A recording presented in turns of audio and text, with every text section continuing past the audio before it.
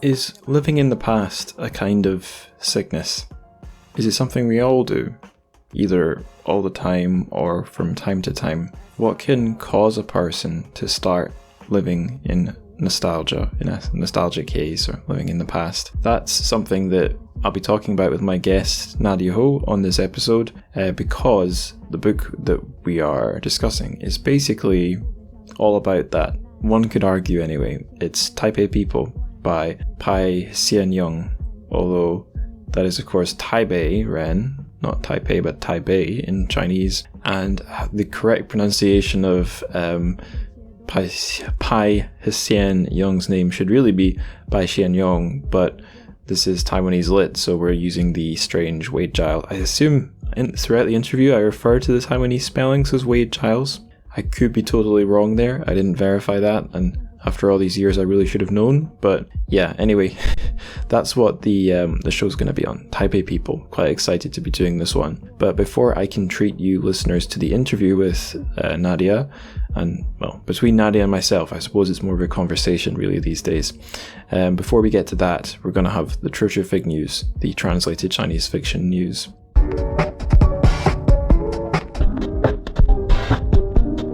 4 items today, and they're all pretty interesting. First one, and this is actually related to me, because I have secured myself a job, a real grown-up, full-time, not just freelancing job, just as the UK is coming out of lockdown. Perhaps there is a correlation between those two events. And because I'm shifting away from my freelance work, one of the companies I was working for, Elaine Charles Asia, who you might know better as their fiction imprint Sinuist Books, they're looking for a replacement basically. They're looking for a publishing production freelancer, or perhaps freelancers, to help them produce their books.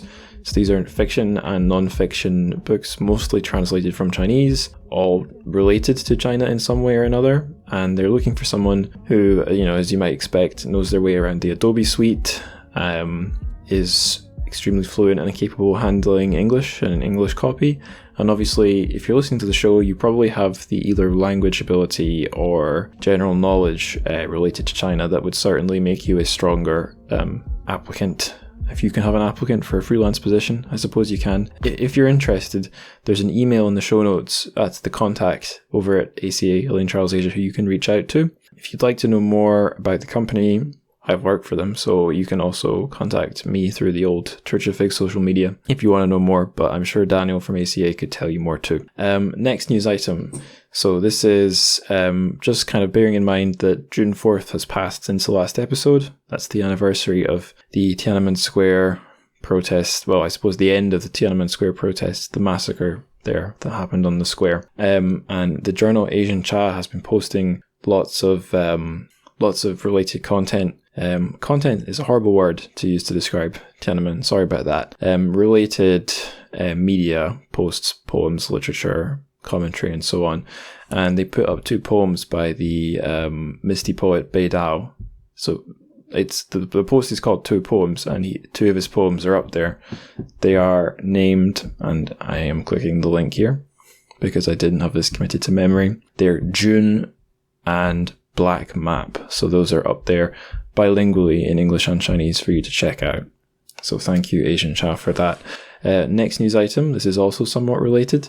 This was just something I found through Twitter. It's not news per se, but it's a link to something that is in an archive over at the University of Leiden, or Universität Leiden, I should say. It's the very first issue of the Chinese magazine Jintian from 1978, no less. Which has had all sorts of amazing Chinese writers contribute to it. And according to the tweet, which was from Nick Admeson, I believe, in that first issue, one can see that there was actually an intended English name. Oh, I'm noticing, I should have investigated properly. You can actually browse this thing. It's a digital archive that you can click through and see the entirety of Jintian issue 1, but of course it's all in Chinese, so my reading ability isn't really going to help me much there. I won't be able to read it properly myself. But yeah, you can see on the front cover the English name is The Moment, which is funny because it later just sort of slid into being referred to as Jintian in English. But yeah, I think that's pretty cool. Probably an interesting resource for those of you who are capable of reading the Chinese and are interested in modern China's literary or post-Mao China's literary history. Pretty amazing thing to be able to access via the internet. Now, last thing, I was having trouble finding news actually this time around, but I got something pretty good here. This is a short story that is up for reading online. It's The Killer by a Tibetan author, Tsering Norbu. I'm assuming that's how that's pronounced. I really don't know my Tibetan very well at all. And it's just a full short story that you can read up on the, I never know if this is CAT translation or CA translation. It's the Two Lines, the Center for the Art of Translation. There you go. Who own Two Lines Press, I believe. Yeah, this is from their Two Lines journal. Pretty cool. So that's up there too. So that's all the news. I guess it's time for me to stop talking. You may be amazed to know this is my first take. Usually when I'm recording the news, it takes me something like, when I'm recording the intro, it can take me like 10, 12, 20 attempts. And I'm usually pulling my hair out. But it's gone completely smoothly today. First take. Must be something in the water. So I'll stop talking now, and I will leave you to the interview I had with Nadia Ho, all about Taipei People.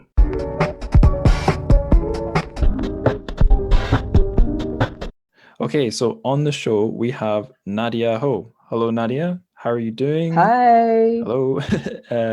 How's it going? And what have you been up to? That's a good question. I've been doing what most people on this planet have been doing, staying home, cooking, doing my things. It's my second year in the pandemic. I switched country from Brooklyn, New York to Taipei.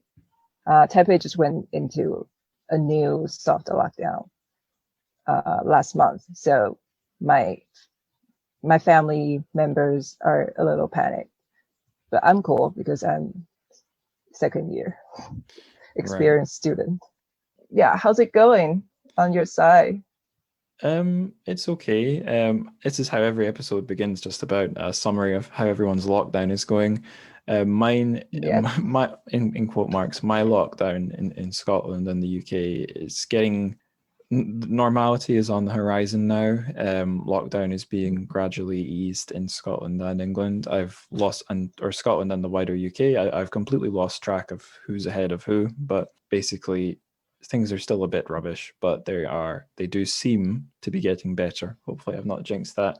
And in my own life, I have a move coming up too. It looks like I'm going to be going down to a town called Knutsford, just outside Manchester, because I've been offered a job. So I don't know if the listeners have been tracking my life story. I kind of keep the details semi-vague, semi-coherent, but that's what's going on Planet Angus.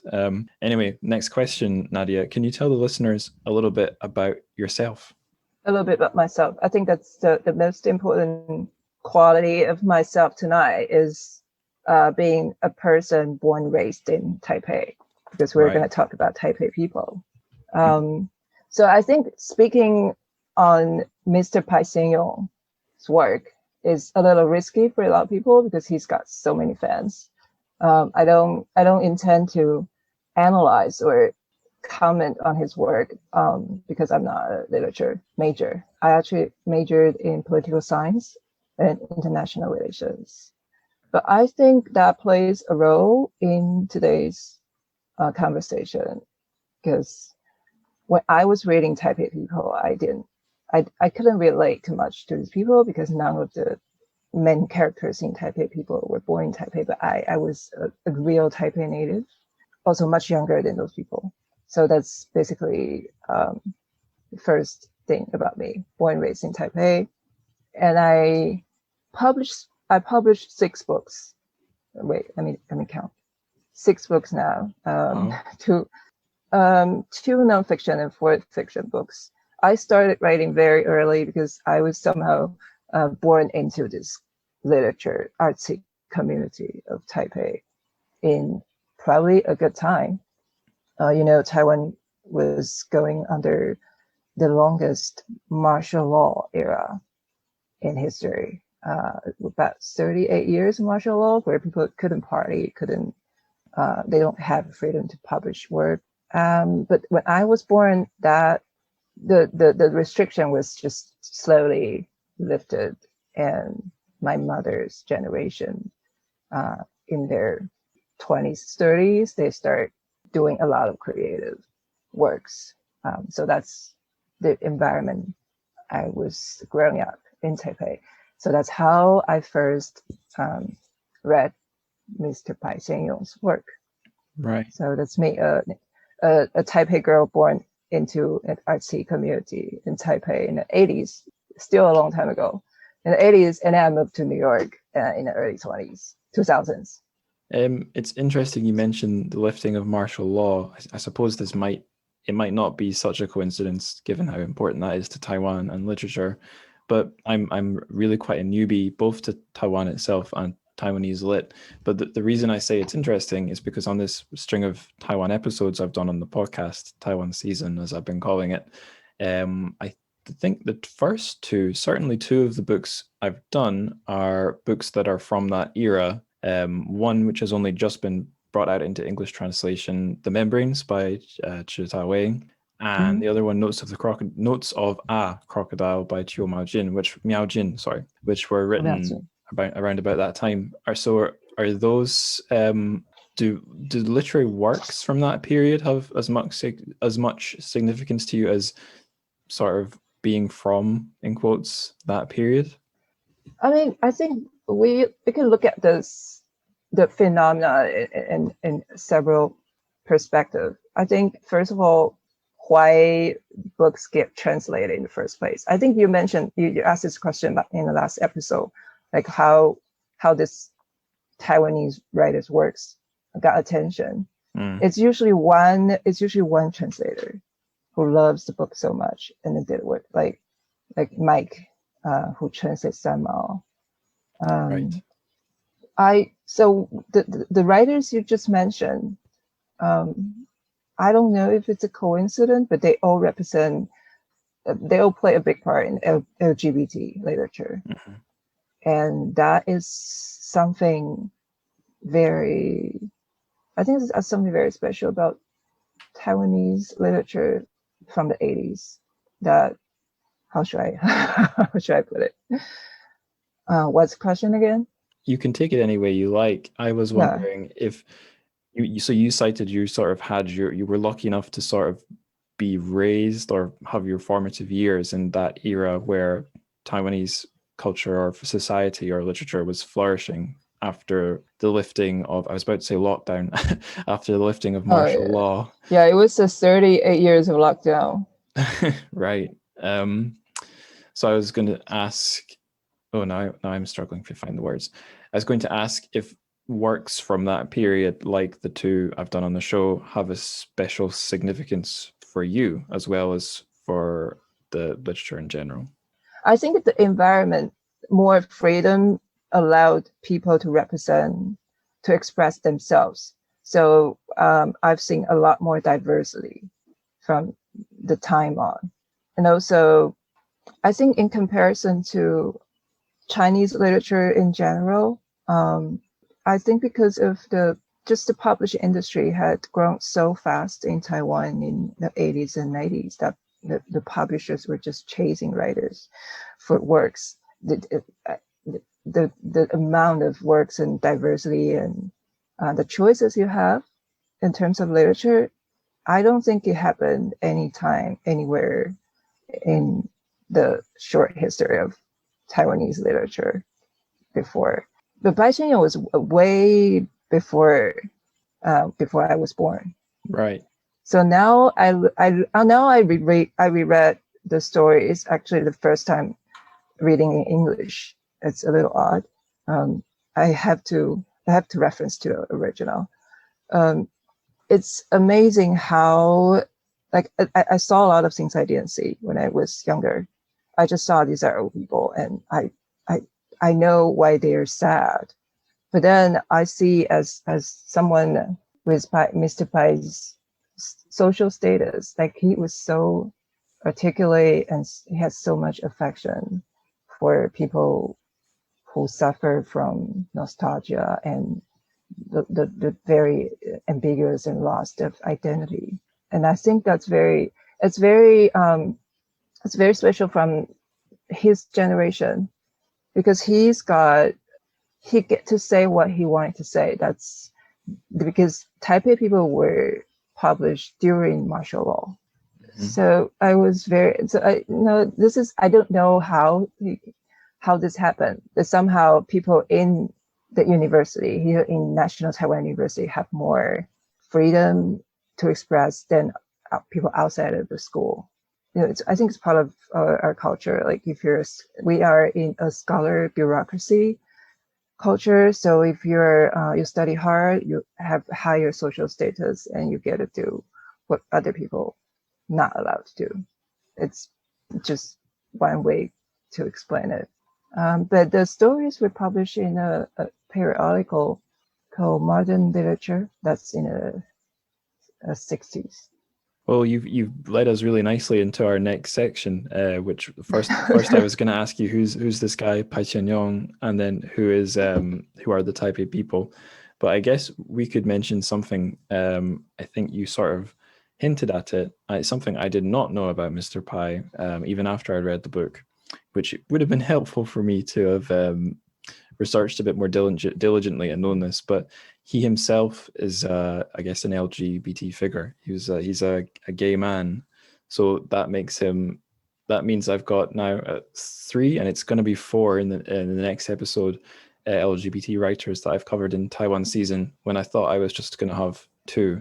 I thought it would be less than half, but I've been pleasantly surprised. But you can see it. But you know what's interesting is that I did not know he was gay when I was little. Like everyone in my community, like we're good students, and I was a child star writing. I started writing when I was 15, so everyone knows Mr. Pai, and we know he's a very renowned figure.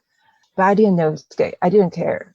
Like no one, we didn't have the context or have the concept of thinking that someone is not straight.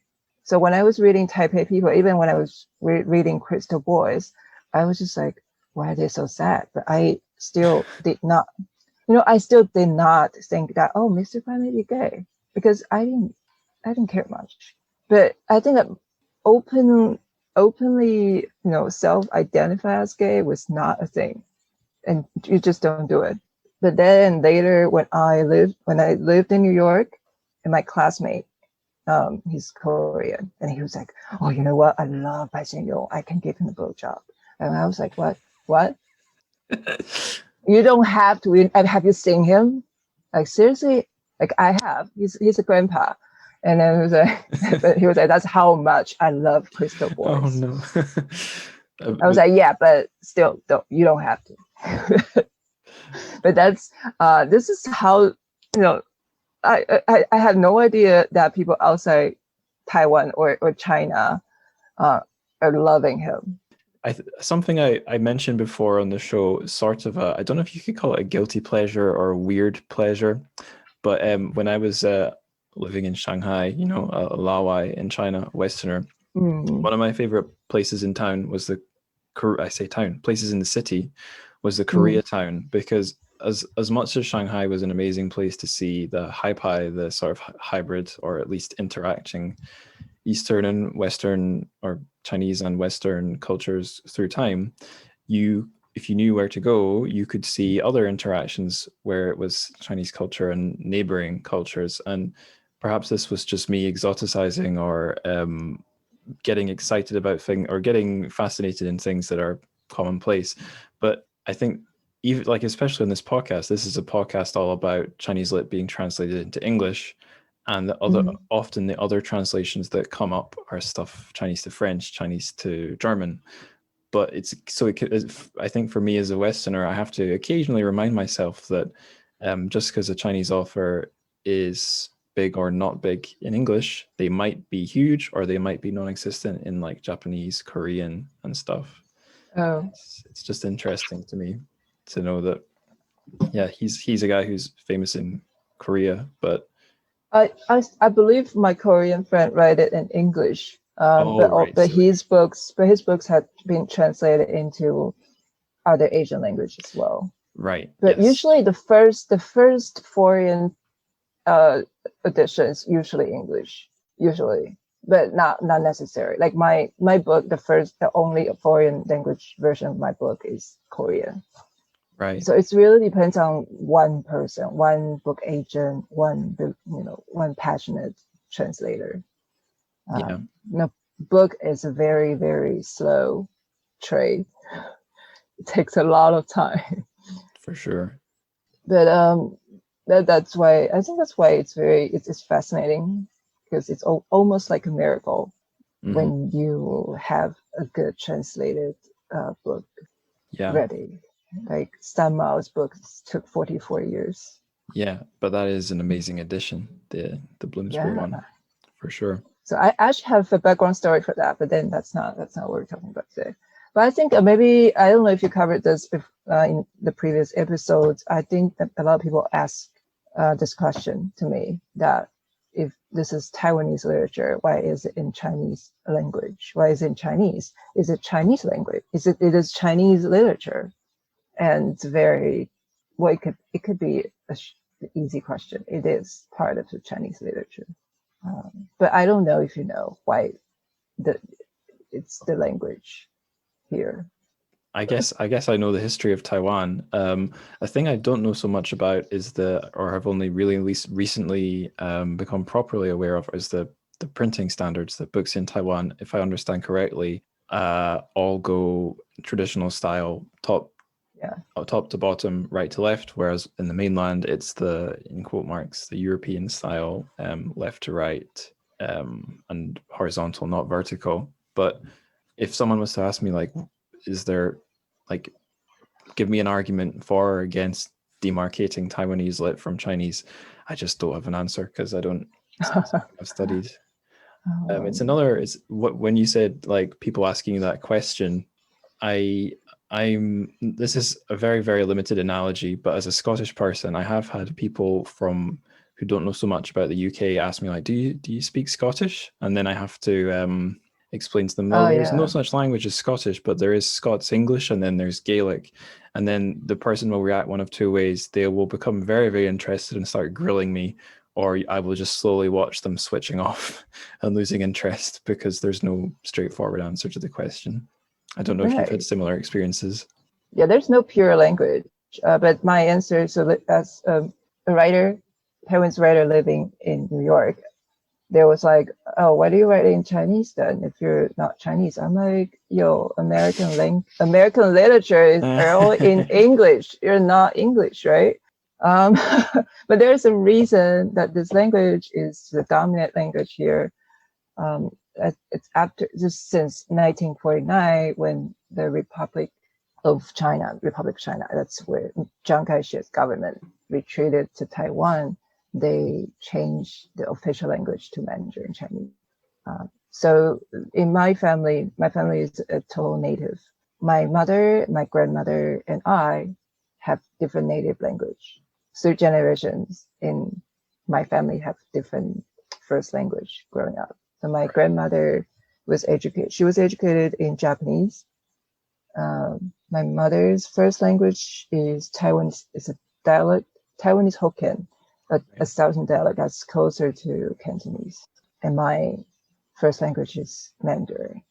It's a mandatory language. And when I went to elementary school, they were not allowed to speak dialect, and they take your points off if you're caught speaking a dialect. Ouch. Any dialect. It worked pretty well, and now we are trying to get it back. It's hard. Now I can only speak English. I speak English better than my Taiwanese. So right.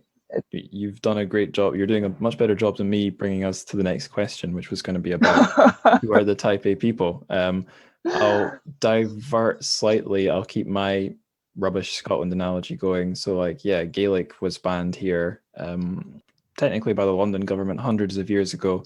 It's gone, and now, of course, the British Broadcasting Company, the BBC, has a BBC Gaelic channel, which is doing frantic life support, I guess, to the basically dead language. Like, I'm from a part of the country where it just wouldn't be a thing to speak it. And as to whether someone speaks Scots, the dialect, I would say, in my experience, that's a question of class. That depends on Oh, how right. far removed you are from the ground level, so to speak. I don't know if it's similar in Taiwan. Do you want to? Is that something you can answer, or shall we just charge ahead? Actually, it's related to what we're about to say in the stories. Oh, of course, yeah. So based on many texts and our history that I read about how it was like when the Chinese government, the Republican Chinese government, moving to Taiwan. So I'm actually writing a script based on the history right now, a movie script that the story that I believe many people will be interested because it has something to do with moving all the gold from mainland China to Taiwan.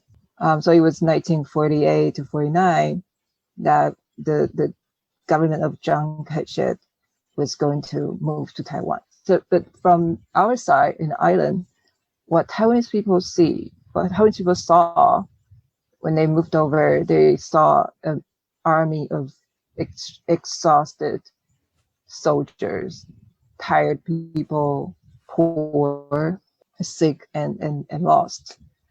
So the strange mix of the mainlanders who are new to Taiwan, they didn't have a home, they have to find a home.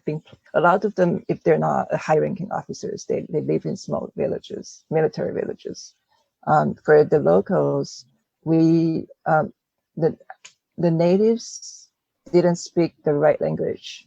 So, I've experienced this in America that if you don't speak English well, they think you're stupid.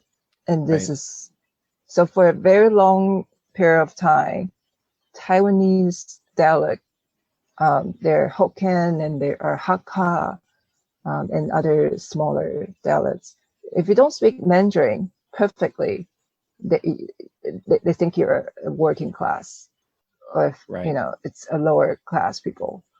We have that image on TV or in movies. All the criminals speak dialect. So, but in Taipei people, you will see all these very well-dressed, classy people. They're all from the mainland. They probably speak Mandarin with a slight Shanghainese accent. So that's the language of the higher class. But it doesn't necessarily means that they have more money. A lot of them actually came here broke. Right, so I think, like just getting back to what you just said, it really represents just social class, not the actual education level of a person. Yeah, the social and cultural capital, but not the capital in a bank account. Right. Right. I was just going to bring it back to something you mentioned earlier, nostalgia, and how Pai Hsien-yung is such a great writer at capturing nostalgia and how he feels for people who are suffering from it. I seem to recall I've seen on Facebook in a group, nostalgic memes for hauntological teens or something. It's a Mark Fisher appreciation group, who's a guy I've mentioned in the show, like the one intellectual writer I've read in the last year, who's in many ways a thinker highly concerned with nostalgia in lots of different forms. So it's been a running theme on the show. In fact, you could argue my whole show is a nostalgia project because I used to live in China. I went back, I started the show. So we're in great territory here covering Taipei People on this podcast in particular. Right. So yes, we could probably address, before we talk about the specific stories about the specific characters, how one thing that all these Taipei people have in common, as well as mostly being from a higher social standing back on the mainland, is the fact that probably all of them are stricken by some kind of nostalgia, or they're living in the past, or they're haunted by the past. I think we've already given the historical context for that, but is there anything else you'd like to say about that before we talk about the first story? I just want to say nostalgia is a shared feeling, a shared emotion, or that we all have. We tend to rewrite the story in our childhood. Like everything happened in childhood is better, or it usually just means that we're not doing too well at the moment. If you're being too nostalgic. Right. So I think the reason that this stories have such heavy nostalgia usually means that they didn't achieve what they wanted to achieve. Yeah, which would make sense because some of them just lost a war. Yeah, they lost the war, and they just been through a war and a lot of trauma. And when they moved to Taiwan, actually the government just kept telling them, we're going back soon. Even when I went to high school, until when I went to high school, we had this patriotism education saying that we're gonna fight back one day, and we were like, yeah, okay. Like I don't even know where it is. I don't even know where it is, right? But we're just like, okay, if that's what you want to hear. Yeah, if you think of other countries that did that, I guess the one that we have in the world today, that's North Korea. I guess there's some kind of an overarching plan there to undo the past, and not that I'm trying to make a crass comparison here. Oh no. Actually, we have a lot in common with the South Koreans. When I went to school in New York, the South Koreans were like, we love just referencing our textbooks together. We were like, yo, and then they have a lot of words taken out from Chinese characters. Right. They don't use the Chinese characters a lot, but the sounds are very similar. Like how we call the communists, how we say patriotism, or how we say all the slogans are all so similar. Right. So this is our little guilty fun shared by this Americanized anti-communist little East Asian economic miracles. Well, we gotta find fun in life wherever you can take it. Yeah, we gotta do it. And then we're a bunch of international relations majors. Right. So this is our international relations. Not to keep it all about me and my home country, but that reminded me of a time when I was a teacher at an international school. I was substitute teaching a first grade class, and it was parents' night. So it was a mainland Chinese state school, but it was the international division. So we had kids and parents from all over, but mostly like Han Chinese kids from somewhere or other. Plenty of them were Taiwanese parents, but of course on my list of the class list, they're listed as being from like Chinese Taipei or something. Oh yeah. So the parents come in, and it's both of them, mama and the dad, and I think I knew that they were Taiwanese. So we're just having a normal conversation about the kid, and they said, "You have an interesting accent. Are you English?" And I said, "No, I'm from Britain. I'm from Scotland. I sound fairly British though, and my accent is maybe more generally British, and was about to talk about that, and they were like, yeah, we get it, we're Taiwanese." Yeah. Yeah. But yeah, what was I going to say? Yes, I was going to say one more thing about nostalgia. The reason I brought it up, the thing I started with, and then I never got to the point, was that I read in that Facebook group, people were bringing up screenshots of like old, I think, Victorian textbooks, or referencing the fact that not that far back in the past, in I think Anglo or European culture, whatever, nostalgia was defined as a mental illness or a problem, not just a sort of normal mental condition. And perhaps that's a bit extreme, but what you said about feeling nostalgic when you're in a bad place, I mean, during the middle of lockdown, or first lockdown here in the UK, I was really interested in just sort of trying to recall places I'd been in years past, because it beat staring at the same wall every day. And although it felt good in the short term, it's a bit like a drug. It's not great in the long term, and it's a sign of other problems. The other thing I was going to say, when you mentioned childhood, this is really random, but this will give listeners somewhere fun to go. There's a trend online. You can find Facebook groups about it, or you can search YouTube for it. You might have seen it. It's liminal spaces. Have you heard of this thing, liminal spaces? No. Right. If you like sort of eerie, creepy stuff, this is perfect. I might have talked a bit about this on an episode on Sanxue, because she's definitely sort of in this wheelhouse.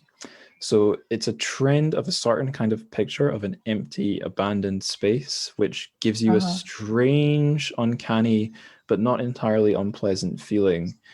And I wanted to know like how people had analyzed it, because I could see there was common themes. Water is a common theme. Feeling like you've been to the place in a dream is a common theme. Oh yeah. Dreams are Yeah. important in Taipei people, actually, in some of the stories. One of them, anyway. And I found one or two quite young people who had like compiled images, thought about it, and made little video essays on YouTube. And the thing someone pointed out, which was so obvious, once someone told me, I was embarrassed I hadn't noticed it.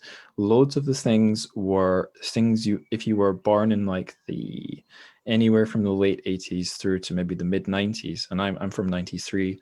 It's like kids' play areas or pools or just aesthetics that would be from that period in your life when your first memories are the first memories that you'll keep are being formed, and places that have been replaced by more modern aesthetics. So places that only exist in memory or abandoned, which you can't get back to, which would be, somewhat a decent metaphor for mainland China in this story. Yeah, visual memories is very interesting, but also it could be modified unconsciously. I now remember I was writing, so in one of my books I wrote about nostalgia.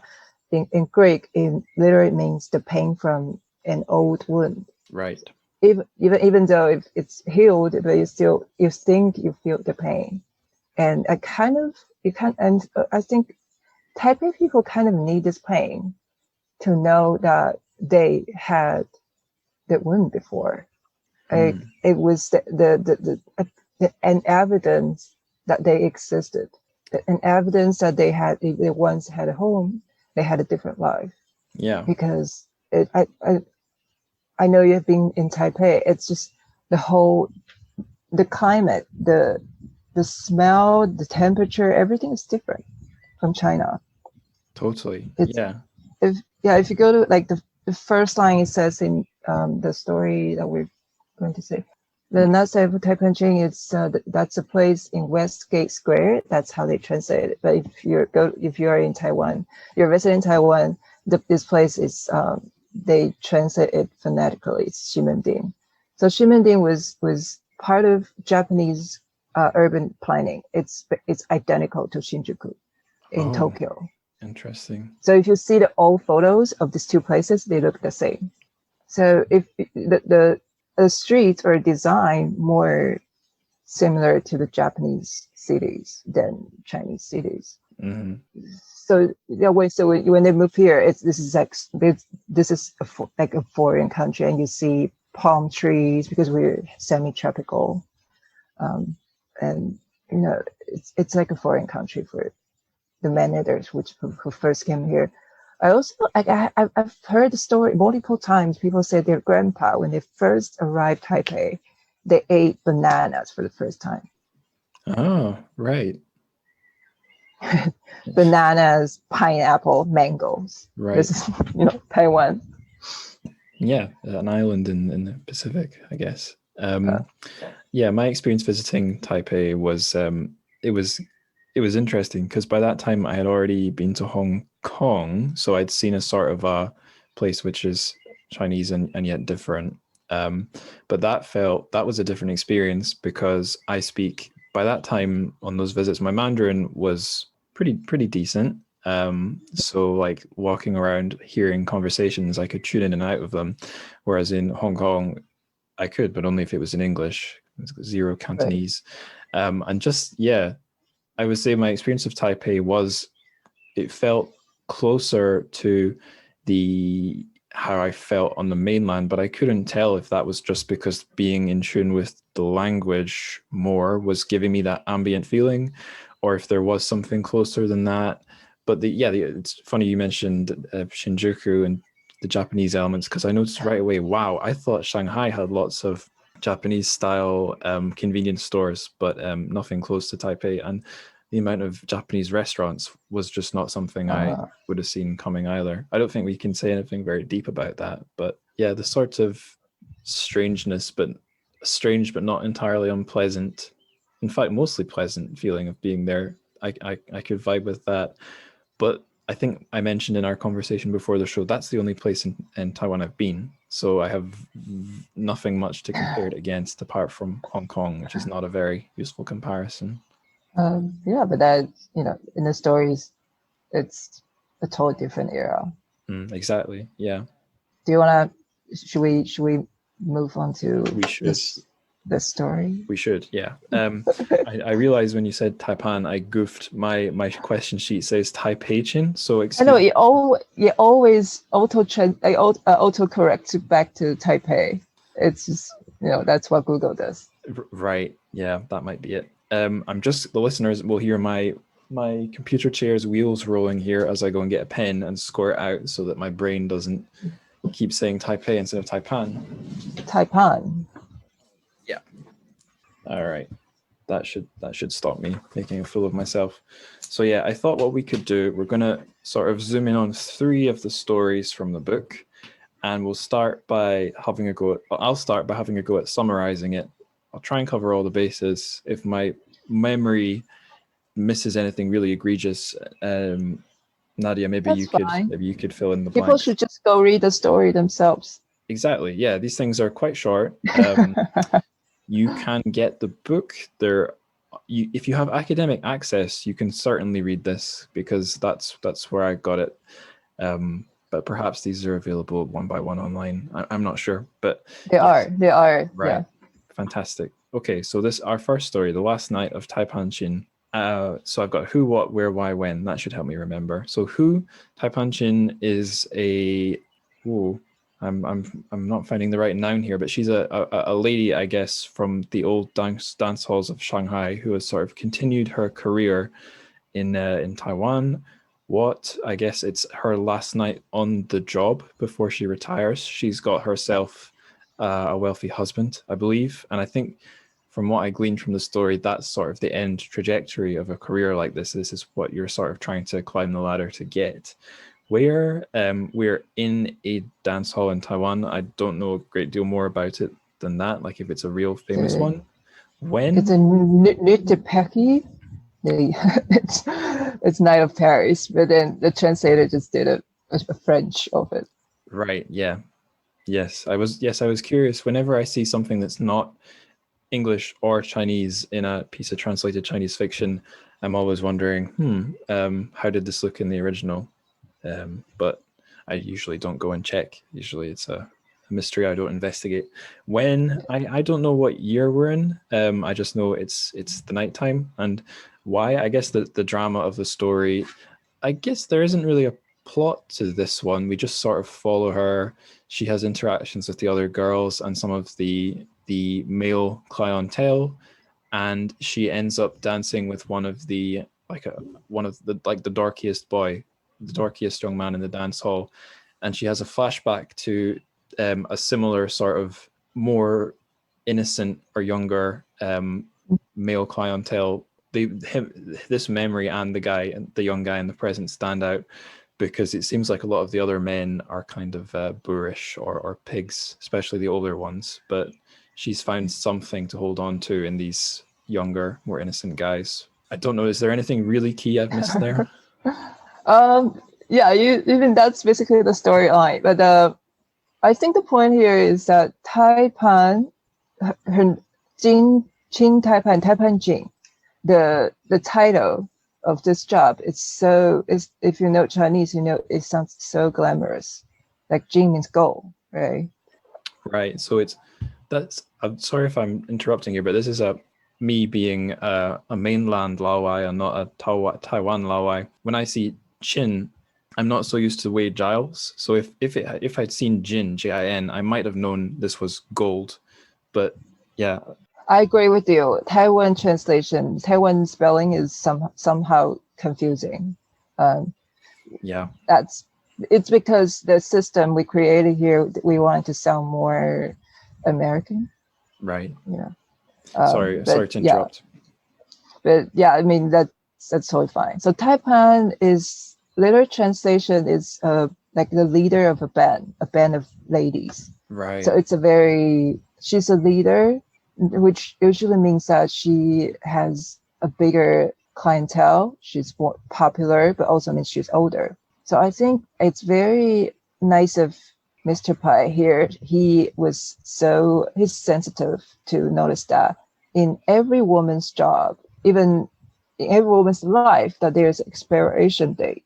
So they're always like rushing. They're always anxious about finding a husband. Even for Qing Taipan, that she's basically the main source of income, this nightclub, ballroom. She's leading. She's getting all the cash for the place, but then she turned 40.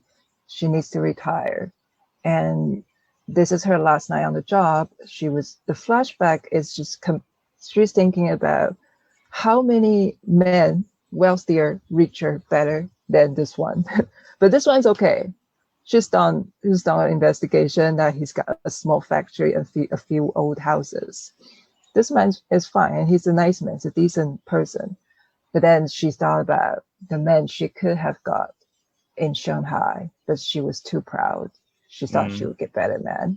But that's not just about her. It's about the time in Shanghai it was probably a much better time for the economy. And Paramount, the nightclub, I don't know if you have visited it's now a landmark building in Shanghai. I'm sure I would know it if I saw it. But it's now a movie theater in on the Bund. I might have been to that. I might have seen the Avengers Endgame in that one. Or it was certainly Park Cinema. I saw that in. I made a fool of myself there. It's very likely to.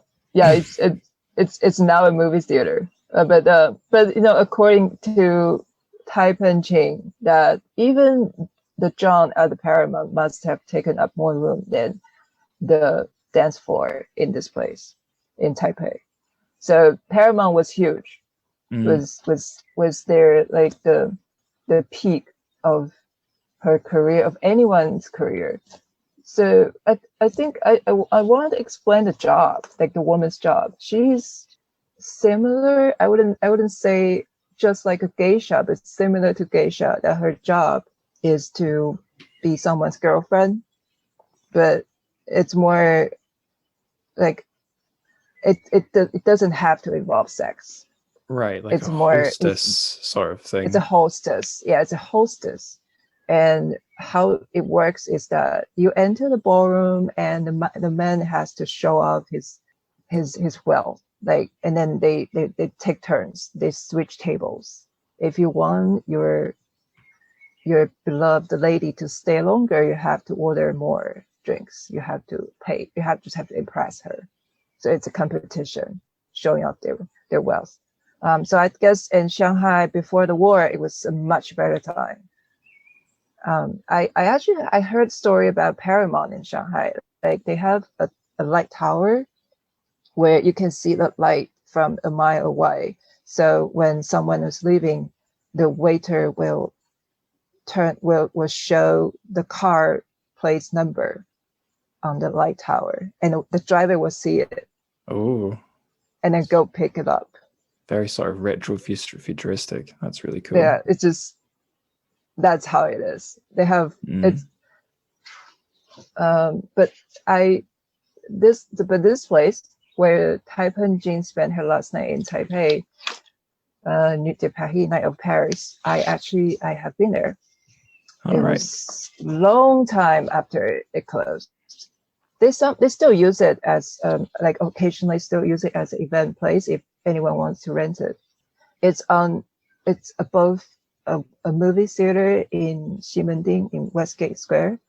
I grew up in this neighborhood, so I know this area very well. It's just full of entertainment. It's teenagers' favorite playground. But I went, but the ballroom had been closed for a long time. The reason I visited is the owner of the movie theater. He was upgrading their sound system, and he told me I have this place above me. I don't know what to do with it. So it's on the 5th floor, as I remember.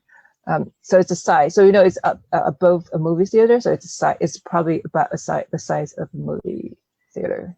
Right. And so I went up there. The sofas. There's a small dance floor and a sofa. It kind of like had all the smell of a few decades of customers' cigarettes, and Right. it just. And then we went to the attic, and there's like a night watch room where I saw, for some reason, someone's clothes is still there, hanging there, like waiting for the man to come back. I think it's one of the guards who still live there. Right. But that's how a ballroom ended up. I think it's being renovated now, but I went there about 10 years ago. Cool. Yeah, it's one of those books where you could maybe do a walking tour through the city and hit the landmarks, I guess, for a lot of these places. It was still a culture, kind of I wouldn't say it's popular culture, but I think this hidden small ballrooms have been open until recently, and only older people go there. All right. Also, the performers are also older. They have just it's something they call the red envelopes performances. Interesting. The customers go with red envelopes, and when the singer comes around you and just give her money, the more Right. the more they like you, the more money they're gonna give you, and you don't know how much it is until after.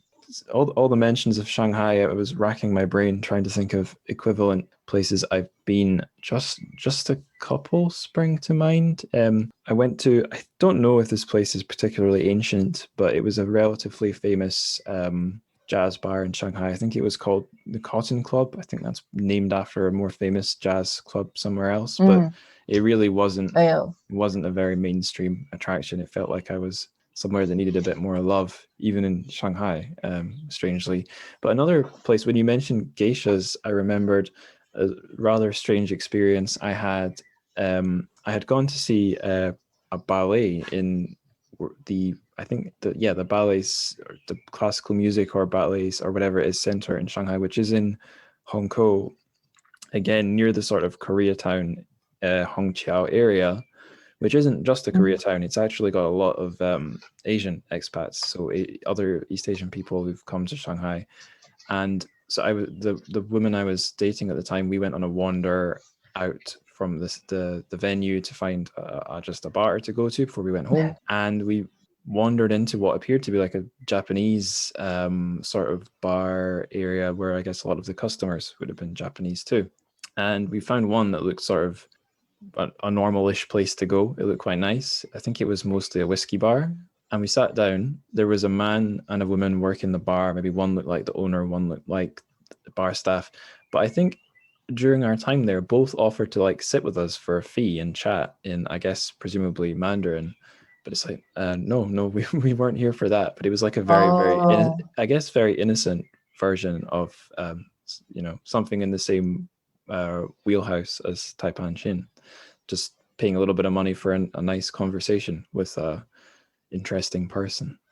Presumably interesting. Maybe they would have been really boring. I think that's, I mean, it's the category of companion. Companion, right?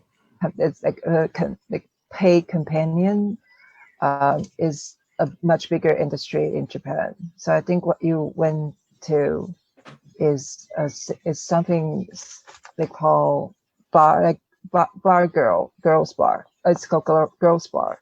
It's much cheaper than Taipan Jeans Club. Right. Like Taipan, that's the high-end place to go. And in Japan, the modern day equivalents would be Ginza. The area Ginza, they have a hostess club, and you can easily spend millions yen a night. That's where the millionaires compete with each other during a good time in the economy. Now it's probably not the time. Right. But I wanted to talk about I didn't see the author this way when I was reading it when I was much younger. But this time I actually saw, like, I never thought he'd be a feminist, but he does have empathy on the female situation, that because he's so articulate on how Taipan Chain does her job. He knows well. Like, I wouldn't have know how hostesses work, but Mr. Bai happened to be. At least he knows people who can afford the services, so he knows very well about the industry. That Taipan has to be the customer relation retention manager, and she had to recruit the ladies from other places, and she's also the brand ambassador of this business. So such an important figure in the business, but then, at this time, at some time she has to retire. But the manager, who is an older, hideous older man who get to stay there forever. So I think I actually didn't see this much when I was younger, but now I see it. Sure. Yeah, I saw things on my reread of this story. So my first read was quite a while ago now, and that was, well, it was, I did a fair bit of prep. Like, I read the intro material, read a bit about the significance of the book, then read the thing, then went away, had a bit of time to digest it. But I think perhaps crucially learned that Mr.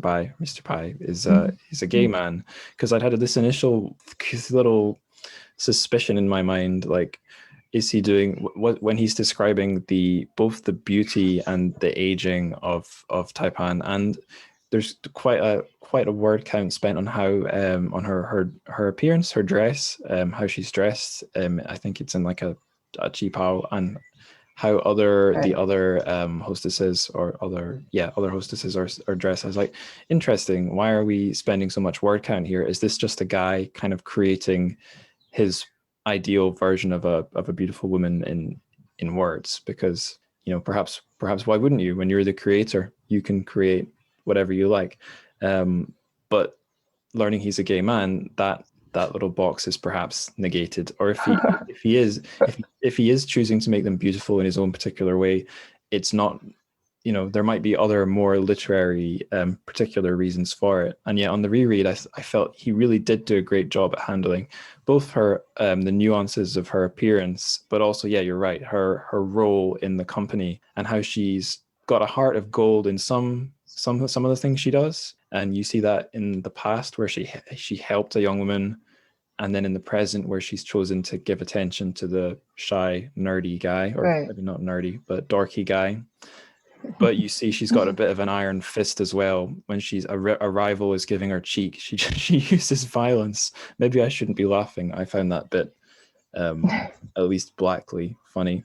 And she also rants at the girl she helped, kind of squandered the opportunity or misused it. She got involved with a skeevy guy and got impregnated. And I left on my second reading not really knowing if she's a good or bad person, but liking her, which is how I feel about some of my friends and some of my favorite people, to be honest. It's very true to life. You don't need to make a definitive judgment on whether someone's a saint or a sinner. But he makes me feel like for Taipan Jin, I could go either way. Right. Yeah, he has a he has a lot of empathy, compassionate towards all these people. Like, the people have desires, but then they're also naive to the environment, which they cannot change much in a political situation. But also, I think he knows very well about styles and clothes, and what kind of people wears what. I think part of the reason is that he's from a wealthy family. His mother and his, the sisters in the family, they all have really nice clothes and decorations, jewelry. Like, he's seen all those things, so he knows what's good. And also the dress that he depicts here, these are the clothes that only women in the show business will wear. So, like, if you see someone wearing a black chiffon qipao, how you know he's not normal, It's not quote daily unquote life. normal. No, yeah, she does something for a living. But Chi Pao is, in the original version, like it's a Manchurian traditional clothes that it's always like before the 1920s, it's always worn with pants on. And at beginning in Shanghai in the 1920s and 30s, that because of the Western influence, the Western cultural influences, that people start reading Vogue magazine, I guess, that they know, you can showing your curves is a way to be attractive, and that's how Chi Pao has transformed. Right. Yeah. Until today. Globalization. So, globalization, or evil Western. Yes. Culture. Listeners can choose the one they prefer. Yeah.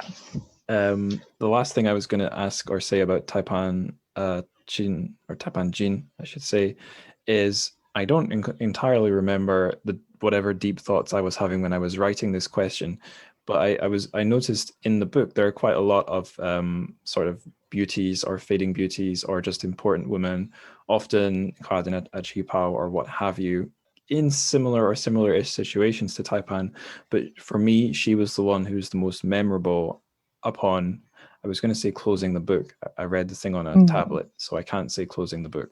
But upon shutting down the tablet, because she has a lot of contradictions, but she thinks about them. She's aware of them, whereas other characters seem more naive or caught in their dreams. Don't have as much self-reflection. And I actually think I preferred this character, maybe because I'm a lazy reader and I like having the contradictions pointed out to me.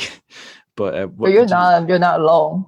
It's Taipan Jin is the most adapted character. The story is the most adapted into TV or films. There are a couple of versions of it. I think one thing is what you said, that she's very relatable, that she's aware of all the choices and all the transformation.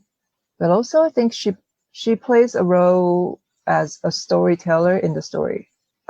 As opposed to in other stories, maybe the woman is just one of the characters, but in this story, it's the structure is so tight, but also it tells the landscape of the era they're in. I think this is like a one in all in one. This is an all-in-one character. Totally. Yeah, now that I think of it, she would. I can think of a few reasons why the story would make a good visual or TV movie adaptation, because there's a lot of visual. What's the word?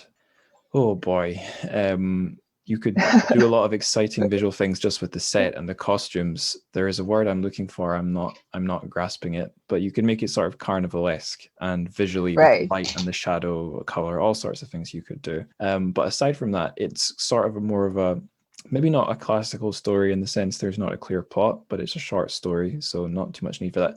But the character, a proactive character who is strongly drawn, doesn't just passively float, and there is a cast, but it's not a sort of an ensemble collective distanced. We're up close over her shoulder, sort of. And thinking about some of the other stories in the collection, they are more sort of like, in my mind anyway, sort of breezy, dreamy, distanced, more passive, less conscious characters sounds really mean, but less focused characters, more hazy stories. Whereas this one, like you're saying, has a sort of a laser focus to it that just make it sort of naturally makes it more readable, if not necessarily better, more beautiful. Yeah, an easy one to follow.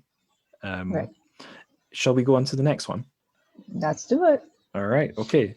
The next one is Winter Nights, and this one is, I guess, a two character. We got two guys this time. I'll try and summarize it again. If there's anything really glaring I've missed, just feel free to correct me. No problem. And this is the one where I'm going to bring up my own hot take. I'm going to name drop Freud at some point, so listeners can look forward to that. So we have two guys. I do not. Yeah, Wu Chu Kuo and Jin Lei. Is that? Yeah, it's called that. We can call them by last name. Yu and Professor Yu, and what's the other? Wu. Ooh, yeah, that's Okay, Professor Yu, two. Professor Wu. Right. Yeah. Okay, that Much works. easier. And I'm now going to embarrass myself because I don't recall which is which. But I should, yeah, let's check that now actually. So which guy has stayed in Taiwan? It's very confusing for me too. I guess Professor Yu is the one still in Taipei. Professor Yu is the one, yeah. Okay, he right. has a pair of wooden clocks on his feet. He must have stayed in Taiwan. I'm glad there's someone who can spot these clues. I wouldn't have got that. Okay. I was surprised because when I read the first paragraph, he was holding an oil paper umbrella. I was like, wait, really? And I realized maybe that they did in the 60s. Right. Just umbrellas in general.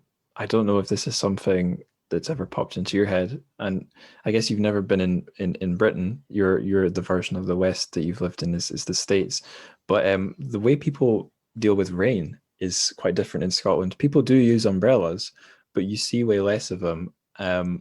You get much more people wearing just their raincoat with their hood up rather than an umbrella. Right. And the lazy take is what? It's a more individualist culture. So you just need one hood for yourself and no one shares it with you.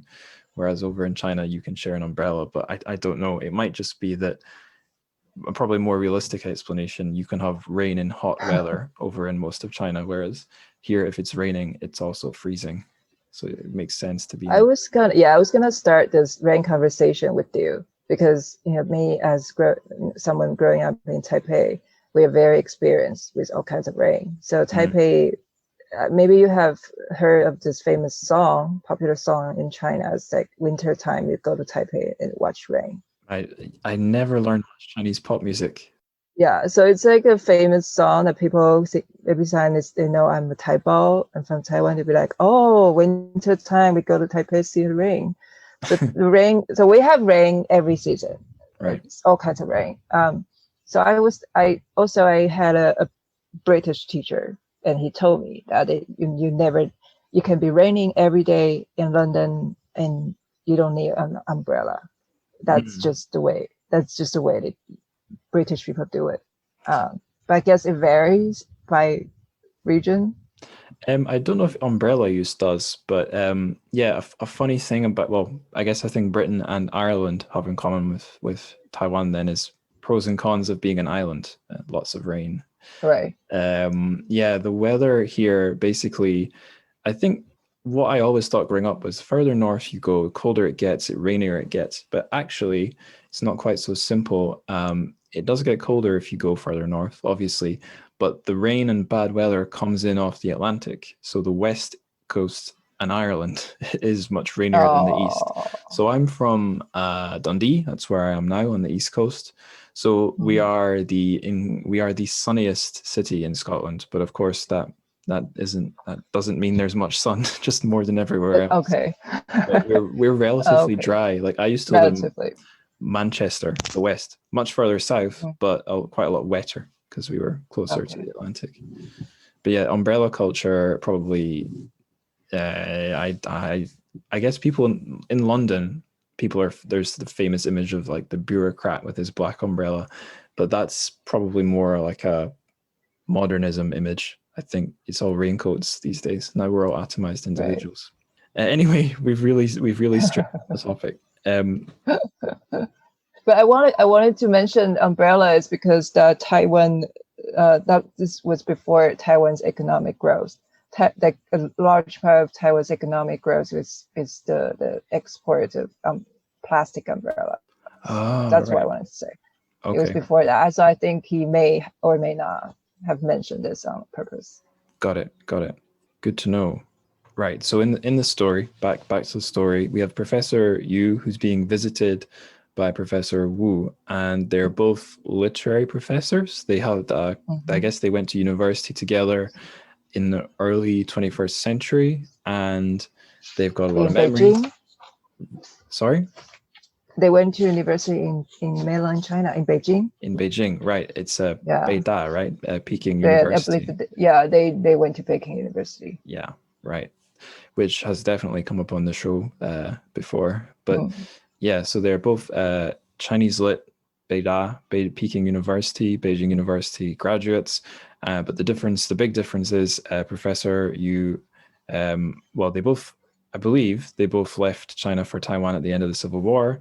Professor Yu stayed there. Professor Wu went off to teach Chinese in the States, and now they're being reunited. And most of the story, they're just reminiscing their past and reminiscing their youth, their more distant past, and then comparing their more recent pasts and presents as academics and like their thwarted hopes and so on. And then there's a funny little other grass is always greener bit on the end where, as from what I remember anyway, Professor Yu's thinking about upping sticks for the States and Professor Wu's thinking about settling back down in Taipei. I think that's the main thrust of it. Is there anything you feel I've missed? That was quick. I mean, yeah, basically, this is actually a longer story. And as you know, two old people meet up and it just tend to talk about their old days forever. This is one of those stories. But I think there a lot of details are given here about how college professors were treated. I don't know if I should call it that way, were treated in Taipei. So I believe Professor Yu was teaching in Taiwan University, National Taiwan University. That's where I went to school, supposedly the best university in town. It was called the Imperial University of Taipei because the Japanese founded the school. Right. So we had a lot of Japanese houses on campus, and he was given a very old, shaky Japanese house as his dormitory, his professor residence. Says the living room floor was still covered with tatami from years of dampness. So that's his life, and So I think you probably asked this question in the last episode of the foreigners, the images of foreigners in Taiwanese. The men with the in Taiwanese culture are kind of uniform, kind of like vague uniform. Not sure which culture they're from. Yeah, I was comparing in the foreigners who appear in mainland lit and then in Taiwanese lit, and for me it was a favorable comparison to Taiwanese lit. I felt they tended to be less stock types and more like real people. That was my feeling anyway. So Taiwanese, I think we have this excitement of every time someone coming from outside island, right?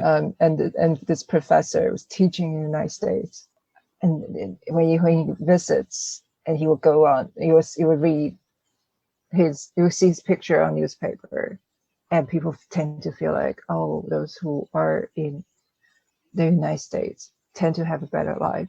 But but then as the conversation gets deeper, like he mentioned how American students responded to his experience during the Make Forest movement. Yeah. Did you cover Make Forest movement in your previous episode? Is that what you? Yeah, no, good question.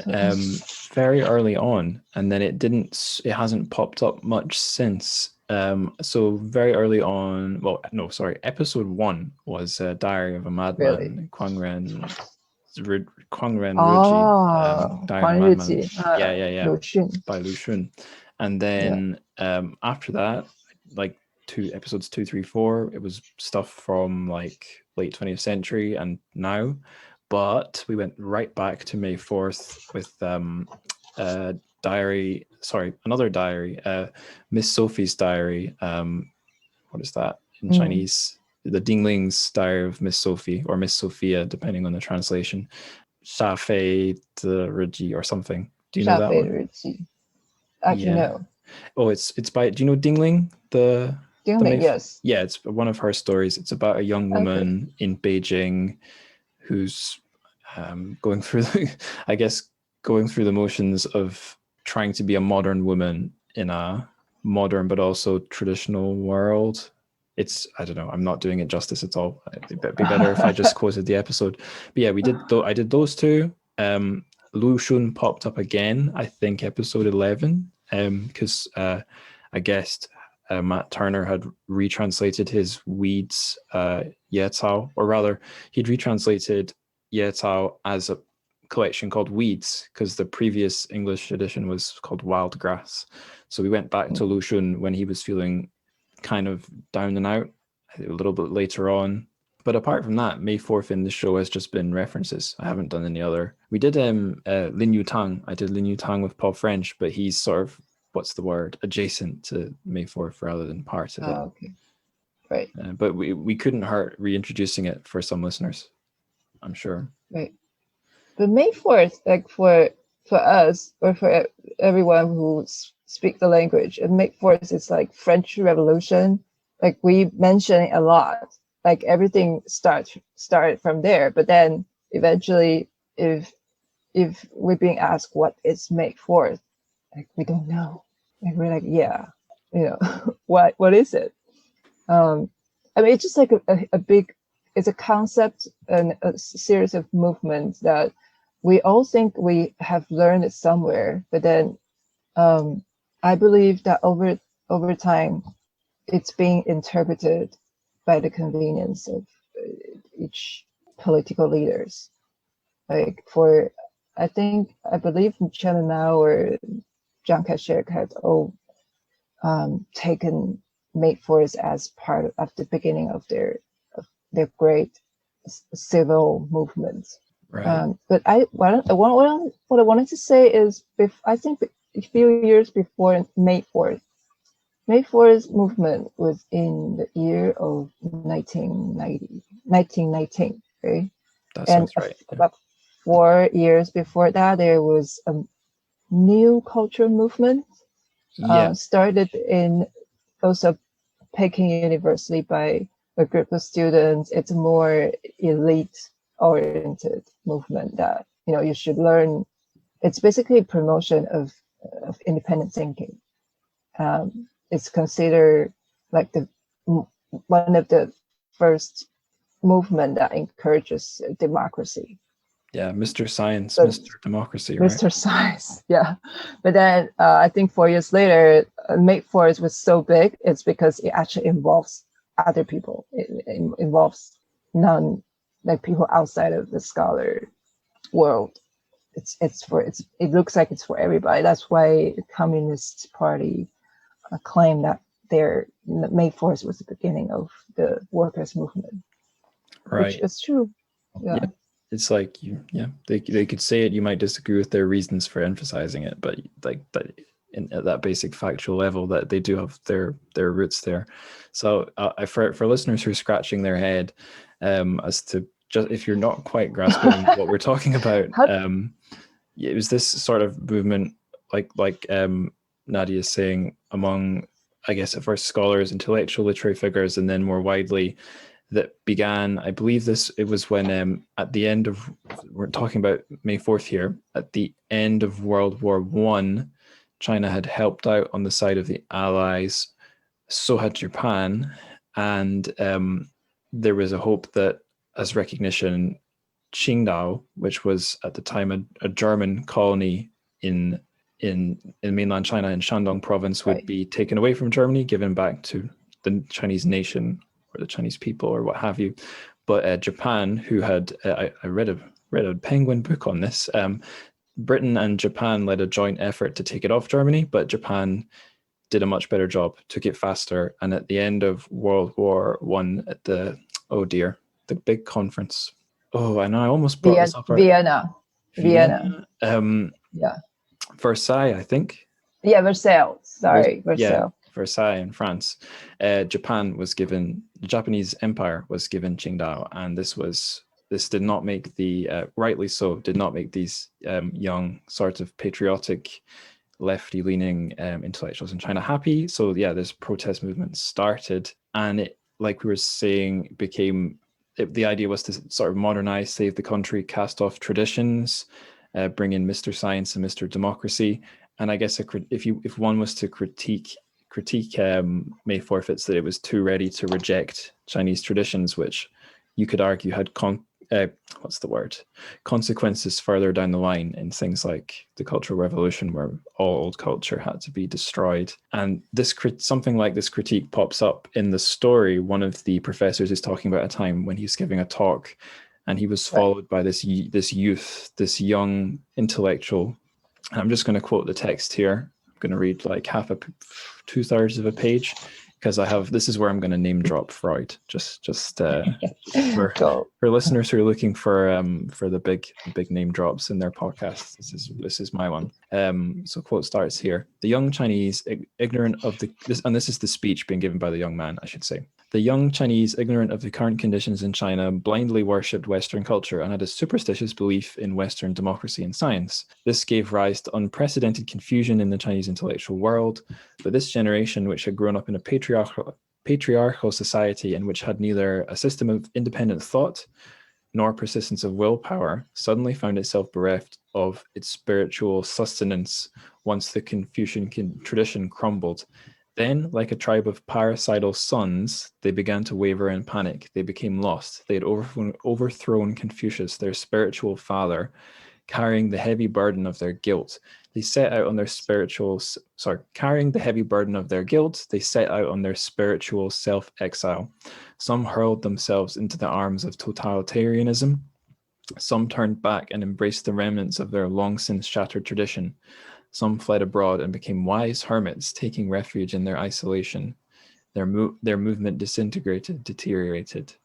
He ended by saying, some Chinese scholars have called the May 4th movement a Chinese Renaissance, but I consider it at best an aborted Renaissance.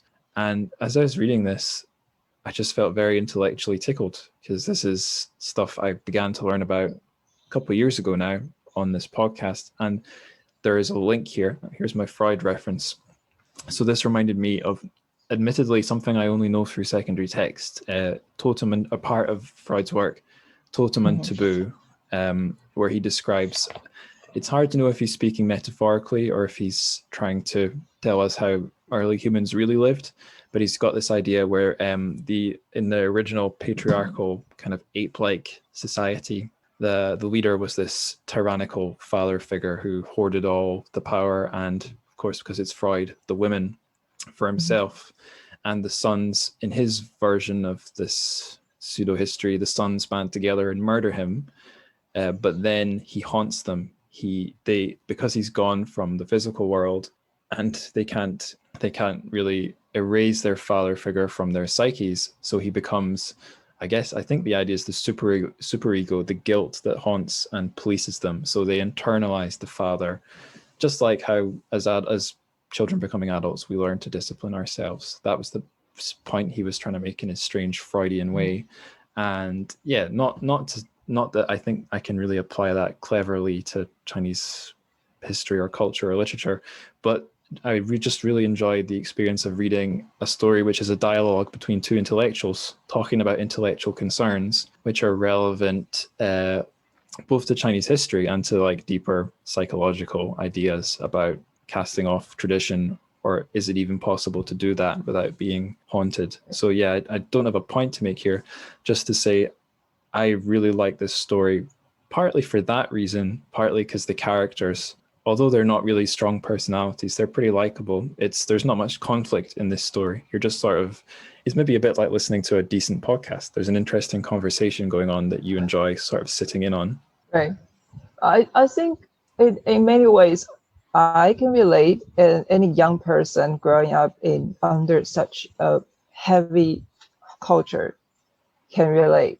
So, I mean, but in different ways. Like I was raised in this little island, and we were required to learn the geography and history of the entire China.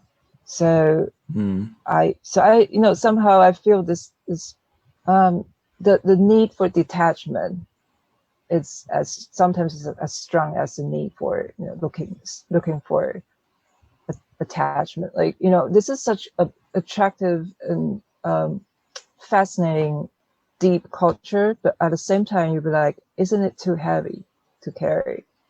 So I think that Right. many young people felt that way, and that was part of the reason the young university students at Peking University started Make Forest movement and the new culture movement in the first place. They're just like, if we continue to carry this 5,000 years history tradition, maybe we'll never change. And that's why they promote science and new thinking. Yeah, because they just kept losing, in everywhere. Right. Yeah. I mean, no, I know I keep doing this to the point it's ridiculous, but being Scottish from a country of just 5 million people, we have our national sports football. Are that's the sport everyone wants us to win at, but the Scottish national team sucks.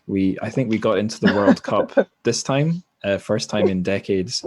But it's like when you are a country of 5 million people, if you're not stupid, you're a small, relatively insignificant place, and it maybe helps that although we do have certainly quite a long history, there's nothing like those multiple thousands of years that there are Right. for China. So yeah, it is a fairly concrete example of some just some inherent differences in being from one group or the other. Totally. Yeah, you'll be like, so now we have this dilemma of they're arguing on how should we change the textbook. If it's either like one side, it's like too long, it's 5,000 years of history, and then if you're just studying the modern history of Taiwan, that'd be too short. That'd be like nothing to study. So Yeah. you'll be like, yeah, who are we? What are we doing here? Yeah. And then it gets more complicated if you're a Taiwanese American or you're teaching, like the professors teaching. Professor Yu is teaching Byron in Taiwan, where Professor Wu was teaching Chinese history in America. Like how weird that is. Yeah. It's And then perfect match it's for still an interesting conversation. it's still, and then I remember Professor Wu was, when he was teaching Chinese literature, Chinese history in America, like he avoids modern history because this is something that we still do. Like I don't want to start this fight right now, so let's just not talk about modern history of China. And so he would just teach extreme detail history in Tang Dynasty, that's thousands of years ago, and then about the theater system, like small things, long time ago. And then he was like, and he knew that he published a few books, and then he knew only a PhD student, 1 or 2 PhD students will read it, in a year. Yeah. And it had big dream because that it was true for their generation, that 1,000 years of this tradition of the imperial examination system, the civil examination system, that if you're book smart, you get to lead the country. All the bureaucratic officials were chosen by a series of exams. So such tradition was still true for their generation. If you go to university, you are the leader. You have the duty to lead the country and do something big. They truly believed it, but then they couldn't. One of their friends couldn't even afford his own funeral. So this is like very sad comparison to what they once dreamed of. But also his being funny here, because they were talking about this ideal woman, their beautiful, talented classmate, Right. long time ago. They didn't get to marry, and then his Professor Wu's wife was busy playing mahjong next door, but she actually wins money.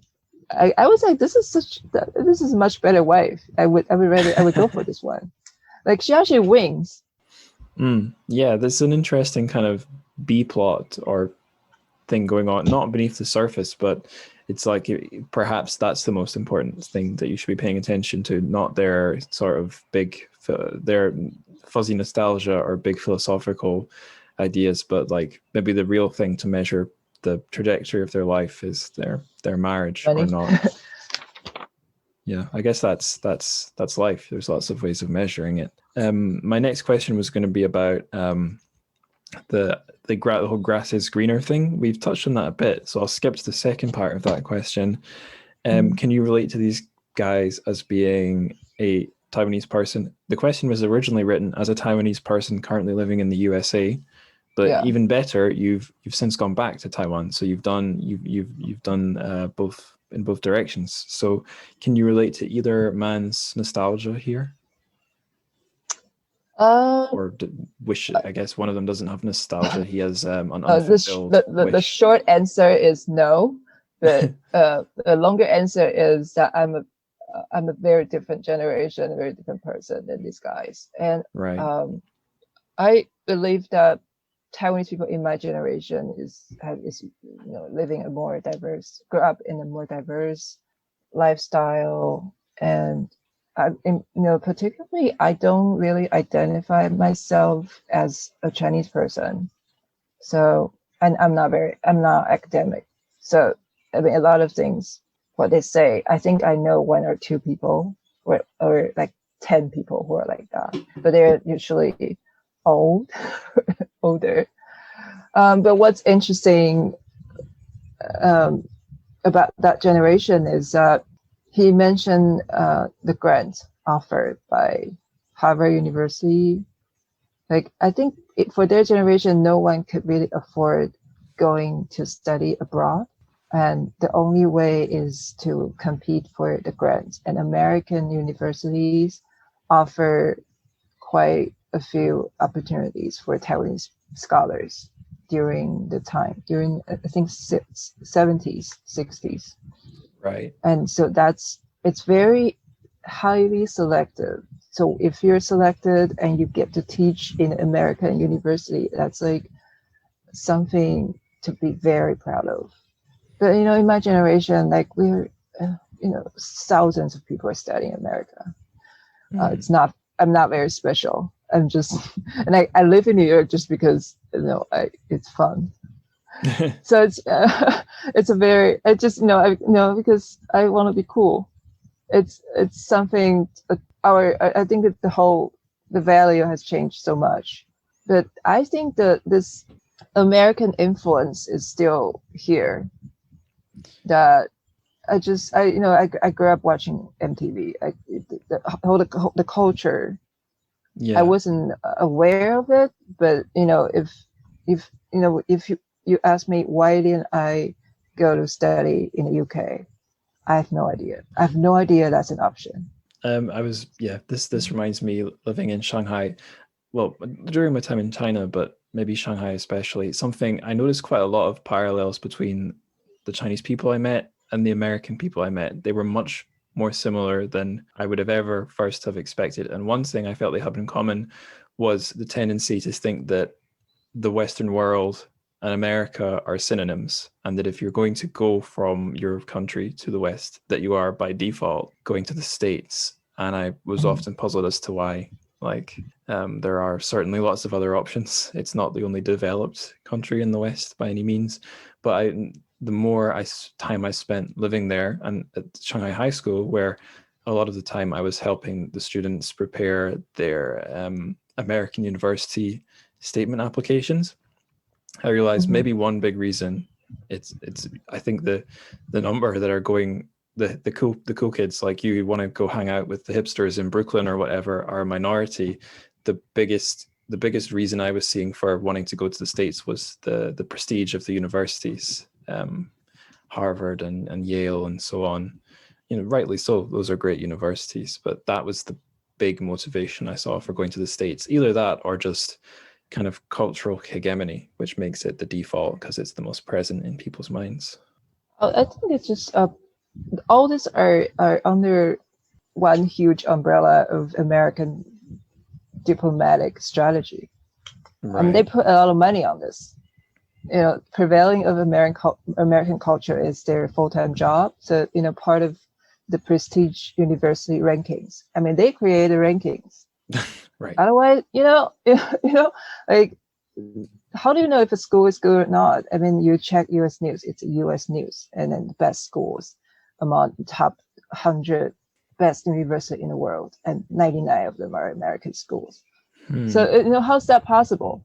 So, I know, it's just the whole world, the whole planet is just a huge capitalist germ that we're in. This is usually the point of an episode where I go, "Oh God," and then we go to the next question. Capitalism. Yeah. It's I've heard it's a thing that exists. I know. Eh? Next section.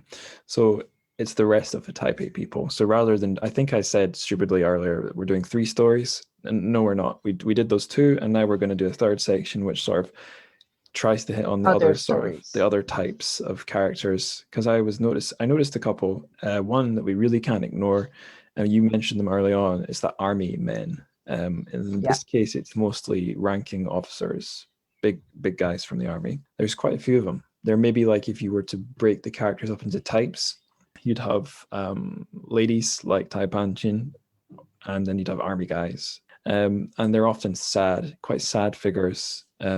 Sometimes I suppose you could attribute that to losing a war and wanting to go back, even though that's just sort of a fantasy, if you're being honest with yourself. But I wanted to ask you, have you met such people? Have you met these ex-military figures as older men, or by proxy? I've met their children, right? Mostly. I wasn't that aware when I was younger, but then I realized, so they're high-ranking officers. They they'll usually live up on the hills in a nice house, mansions, and have cars. So when I was in my teen age, I hung out with very cool people, rock and roll producers, where they actually produce the best-selling records. We don't say records anymore, CDs or music albums. Records is good. Yeah, it's timeless. They actually produce records. Right. So I when I was a teenager, I hung out at music label a lot, and those producers, they like to show off how many records they have at home. One of them he's my godfather actually, and he said he had 20,000 records at home. Oh my goodness. So I wasn't aware that means money. Like I didn't know how much. Again, I couldn't afford any of them. But then years later, I just realized how wealthy his family was. Yeah, even just to have that much space, never mind the money. And then the access to it, because it wasn't that easy to buy all those records. So then I realized, their parents are all somehow related to high-ranking officers' families. So and then they spoke Mandarin, they're Mandarins. So actually a lot of important artwork or creative works are done by the second generation of high-ranking officers, because they had more access to the culture and the education. And then there are lower-ranking soldiers who may or may not be educated before.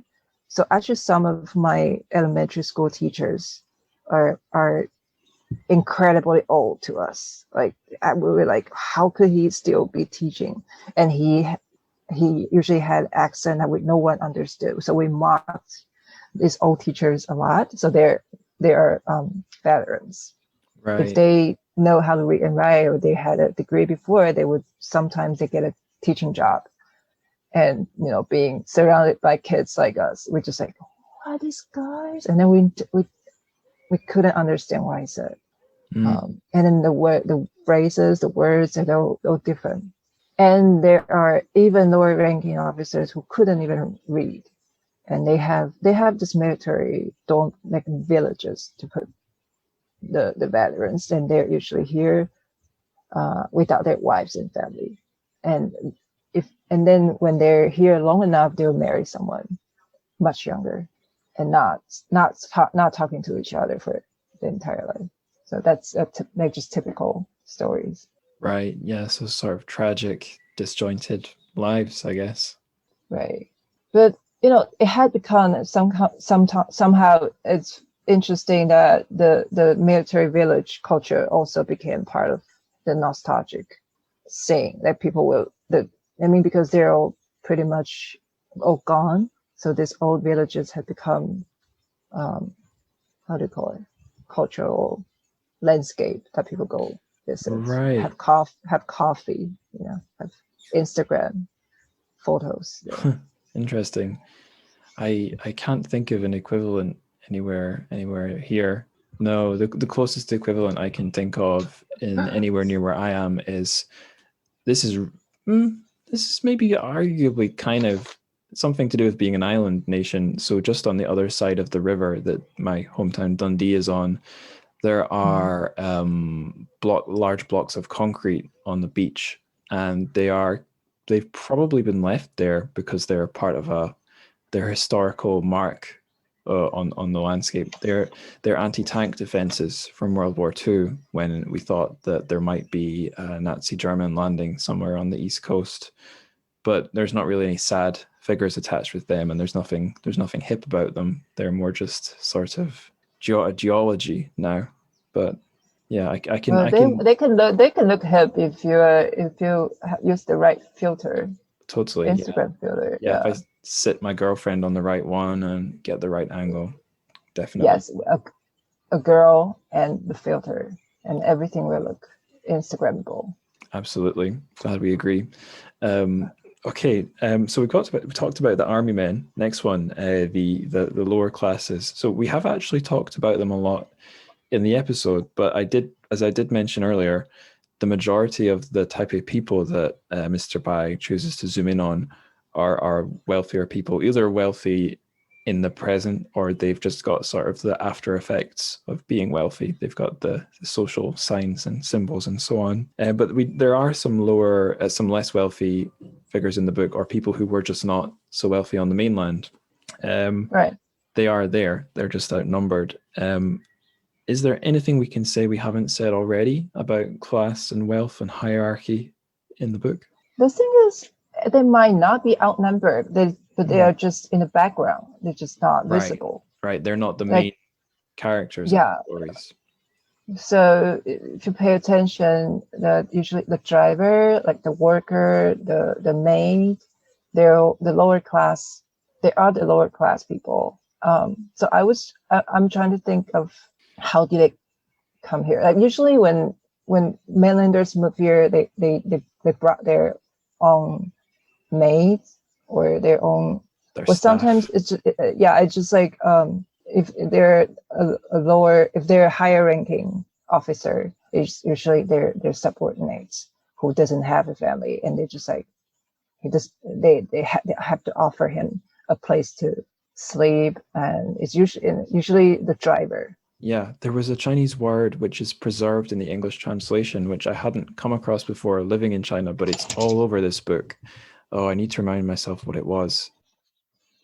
Word? What it's like a sort of a military underling, sort of just like what you were describing. Fuquan, maybe Fuguan. Fuguan, like Fuguan is like vice officer. Right. Yeah, the translators preserved that one, although being Wei Giles, it's a K where maybe it should be a G. Fuguan, yeah, Fuguan. Yeah.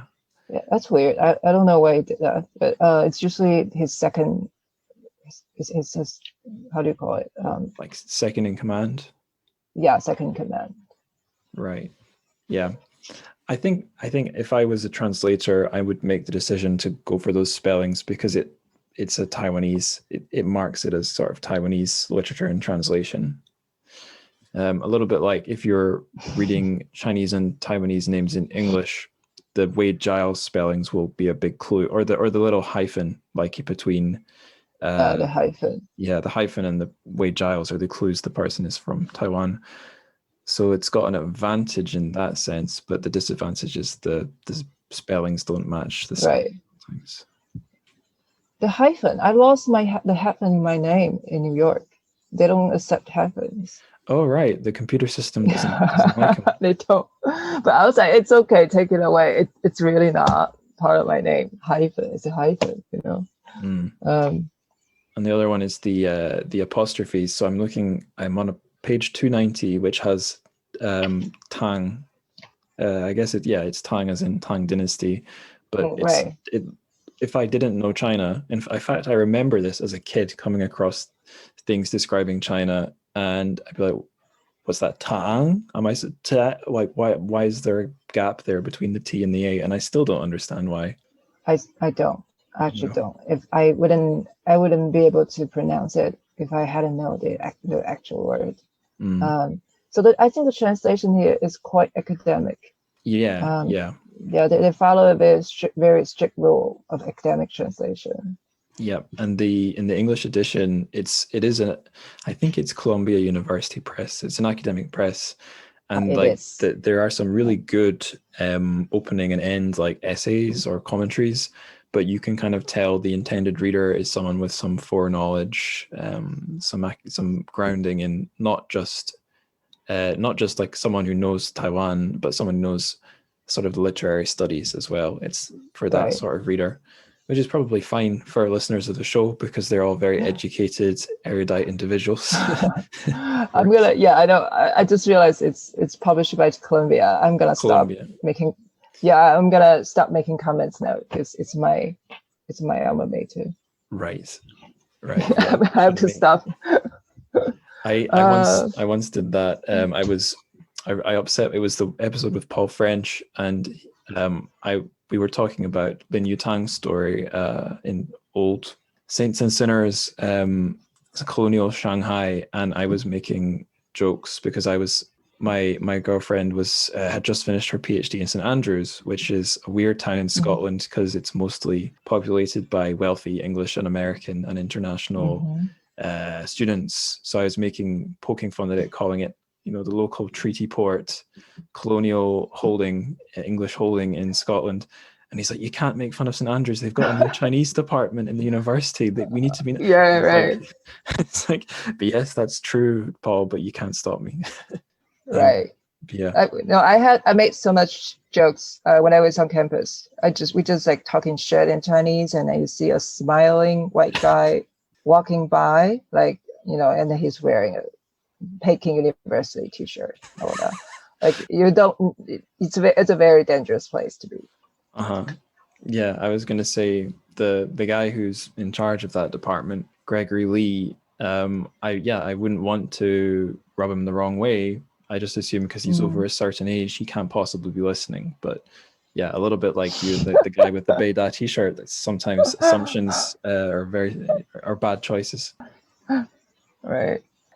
Yeah. Did you read any of the other stories in Taipei People, or any of his Pai Hsien-yung's other works? Yeah, I read the whole book once. I reread Winter Nights and Taipan for this episode, and I believe I reread at least one of the essays, but other Pai Hsien-yung, no. I did in my episode on Qiu Miao Jin, I did get a bit of an education in Crystal Boys from my guest Connor Stewart because he wanted to talk about other. Well, I guess for whatever reason it arose in conversation, because I think Crystal Boys has a sort of a parallel story in Taipei People about. Yes, it came up because we were talking about the park. By chance, I visited the park Crystal Boys is set in when I was visiting Taipei, and we talked a little bit about that. Oh, right. Is it Xingongyuan? I think so. I think it has a name that's numbers now.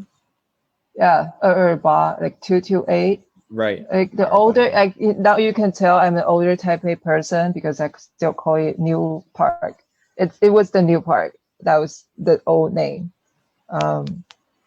Yeah, so there are a couple of famous gay sites around this neighborhood, like the park, 228 Memorial Park, and the red, is it called the red building? Hongbo, the red pavilion. Right. And Ximending, there used to be a McDonald's there, and they're always dating, younger boys there. So I think these places have become iconic because of his writing, his especially Crystal Boys.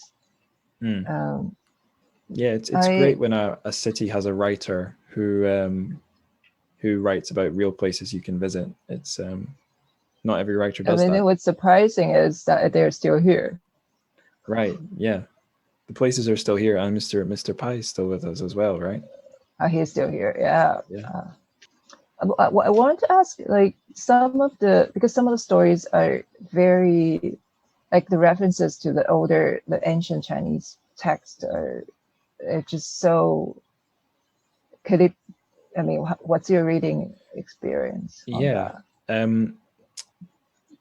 Well, did Like, you've for read example, the English translation and the original? Those right? references you're referring to, have lots of them been preserved, or have any of them just sort of been glossed over? It's I think I did the best job to preserve the references, but some of it. What I am curious about is how did you read the Waking from the Dreams? That's No. So yeah. So to answer your original question, like the ancient Chinese, or maybe not ancient, medieval and yeah, older maybe. medieval and ancient Chinese lit I've read is pretty slim. I've read two of the classics and a little bit of. Wait a minute. Hang on. Journey to the West, Honglomeng, Oh yeah, Shuizhuan. What is number 4? Oh, Three Kingdoms, Sangguo. yeah. Right. So I've read all of a translation of Honglomeng, and I could feel some of that that energy in some of the stories.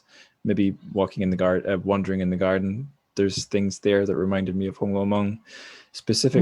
But yeah, I know that that's a story from, or that is a song from a quite old Chinese opera. A friend of the podcast, Dylan Levi King, sent me a message about it on Twitter, telling me a few things, because I did a bonus episode of this show, which is up on Patreon. Listeners take note, where I not talking knowledgeably about the context of the use of that song in the story, because I know nothing. The short answer is Yeah. I'm pretty ignorant of this stuff. But that sort of common recurring theme in not just Chinese literature in general, but I think it's strong in Chinese lit, like the confusion or blurring of dreams and reality. What is life? This life that we're walking through. I felt that strongly in her story, and obviously it's not hard to feel it because she's flicking between the past and the present. So specific references not so much, but sort of allusions to those other literary themes and forms. Sure, yeah. Allusions to things in history, I think I caught quite a lot. But the problem is with asking someone what references did you catch is they can only tell you the ones they caught. If they didn't see it, they can't measure it, you know? Right. But sometimes if you missed, if you couldn't, sometimes like if you missed the reference, then you don't know what the story is about.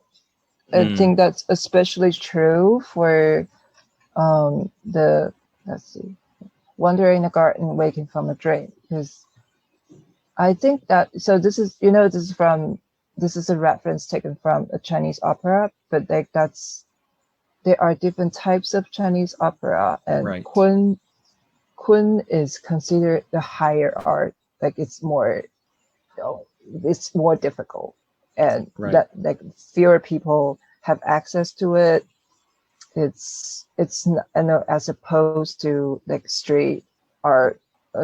Some of the operas like you see in the street, it's very plain language, and the stories are very easy to understand. But like Kun it's for someone like Mr. Bai, who like only he can understand, he can appreciate it. Usually, like most people would just doze off the whole show. So he is known for being a Kun opera lover, and that differentiates.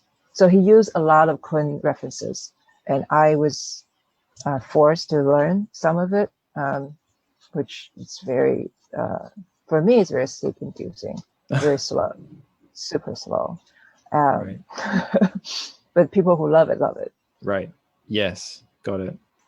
I think the references of Kun opera repeatedly appear in his stories, and that really represents his class. Like the social I shouldn't say class, but status that he represents. Yeah, This, his and, sort you know, of.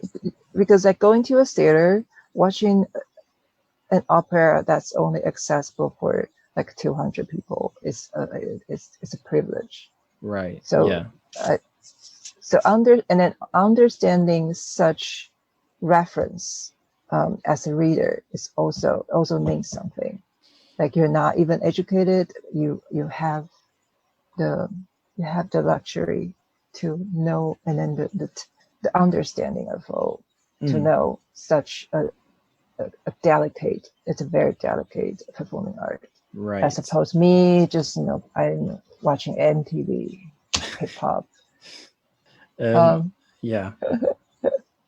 I think something that is what's the word, adjacent to that thing you were describing. So me, a foreigner, not grounded in the nuances of Chinese culture, missing these things despite the translation of the work. I think there's another thing a reader of translated lit, and I think I'm definitely one of those these days, can miss out on are recurring themes in an author's work, like you were just describing. So I'll give you an example that's close to my sort of interest as a reader. I love Chinese sci-fi, and I've read just not close to all of it yet, because there's some Liu Cixin books in English that I've not read yet. But I'm really quite well versed in not Chinese sci-fi per se, but Chinese science fiction in English translation, which means there's a lot of pieces that I've missed because it's not available for me, because my Chinese is not good enough to read a page of a book, never mind a book. So there's lots of authors who've only got one novel or zero novels and only short stories available in English. So just plucking one easy example, Hao Jingfang, who's most famous for Folding Beijing, Beijing Zhidia, which is just like a, what do they call it? Yeah. Which is like a novelette, they call it in English. So not even really long enough to be a novel, I think is the idea. It's just sort of a quite long form short story.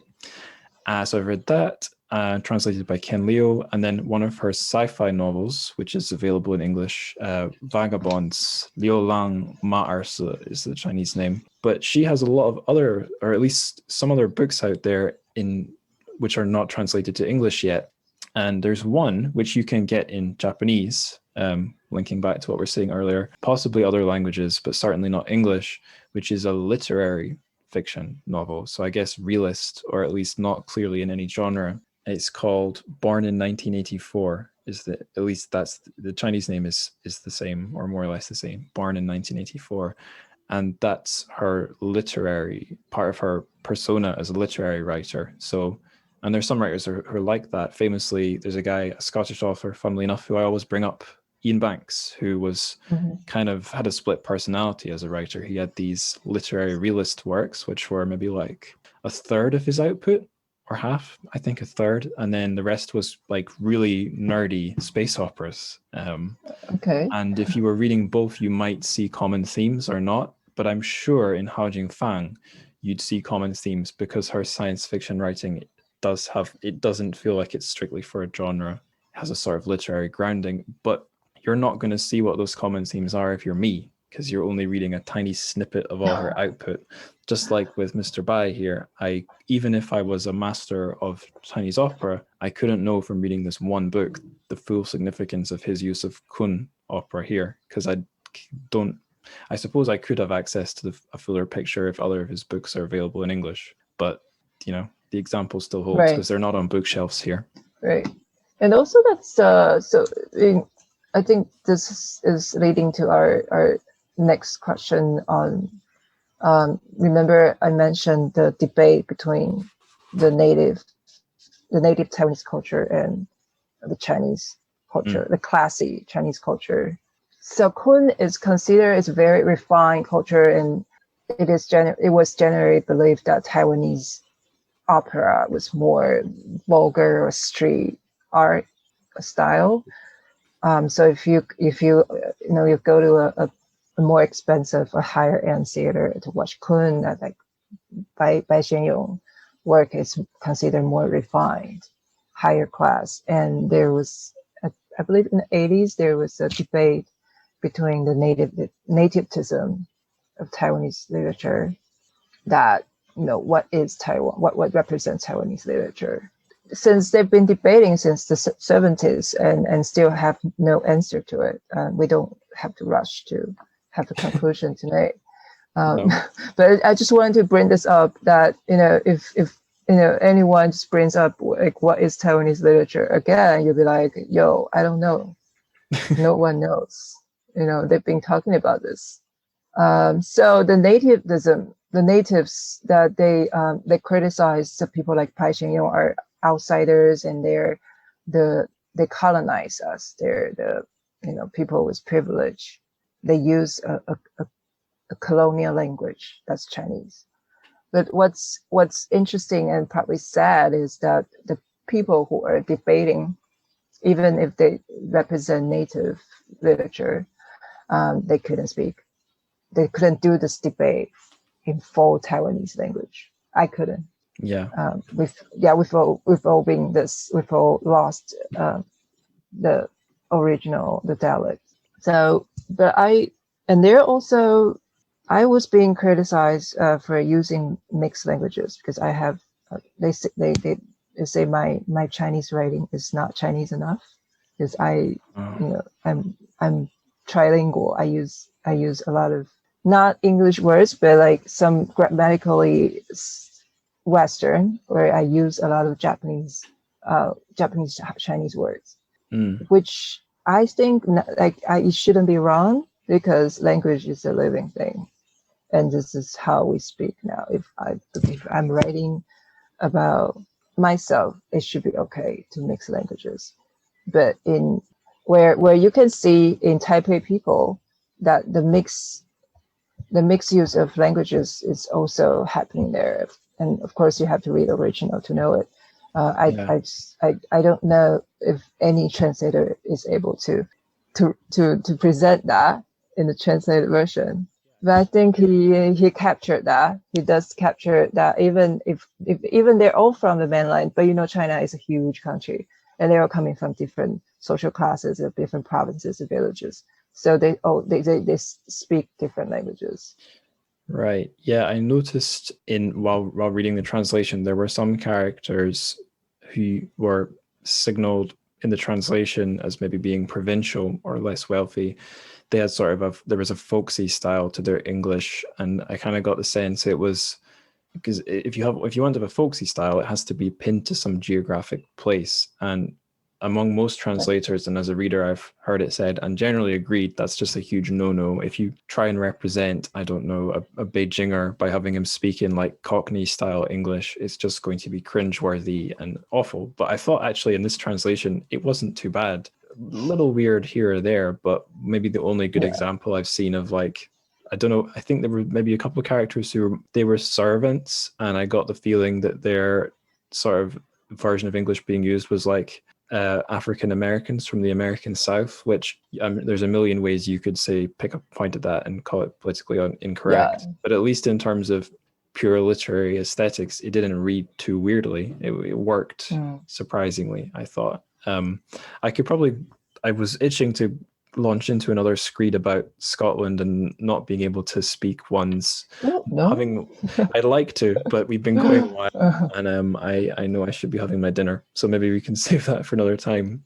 But yeah, let's get on to the miscellaneous section now. First miscellaneous question: if you can suggest a Chinese or Taiwanese word of the day for this book, or for any of the stories in this book, is there any you would go for? I'll go for dream. Dream in Mandarin Chinese is mong. In Taiwanese, it's the same word but pronounced as mang. I'm trying to think. We might have done that for another episode, but it's one of my favorite characters, possibly because it was drilled into my brain by all the Zhonghua Hmong posters in Shanghai where I was living. Oh shit! Yeah, maybe, but that doesn't stop it being a nice character. But you can, I think this time we can write it in traditional characters. There we go. That's how we stick it to the man. So your next question is, if Taipei People was a drink? Yes, that's exactly right. How did you come up with this question? Laziness. Laziness. Yeah.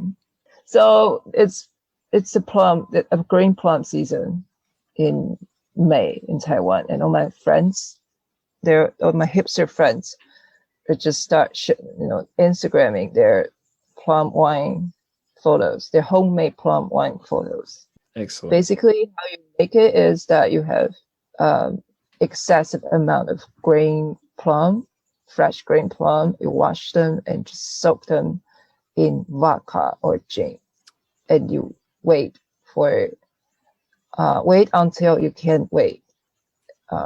It's already alcohol, so you can actually drink anytime. But it's better to soak it for 3 months.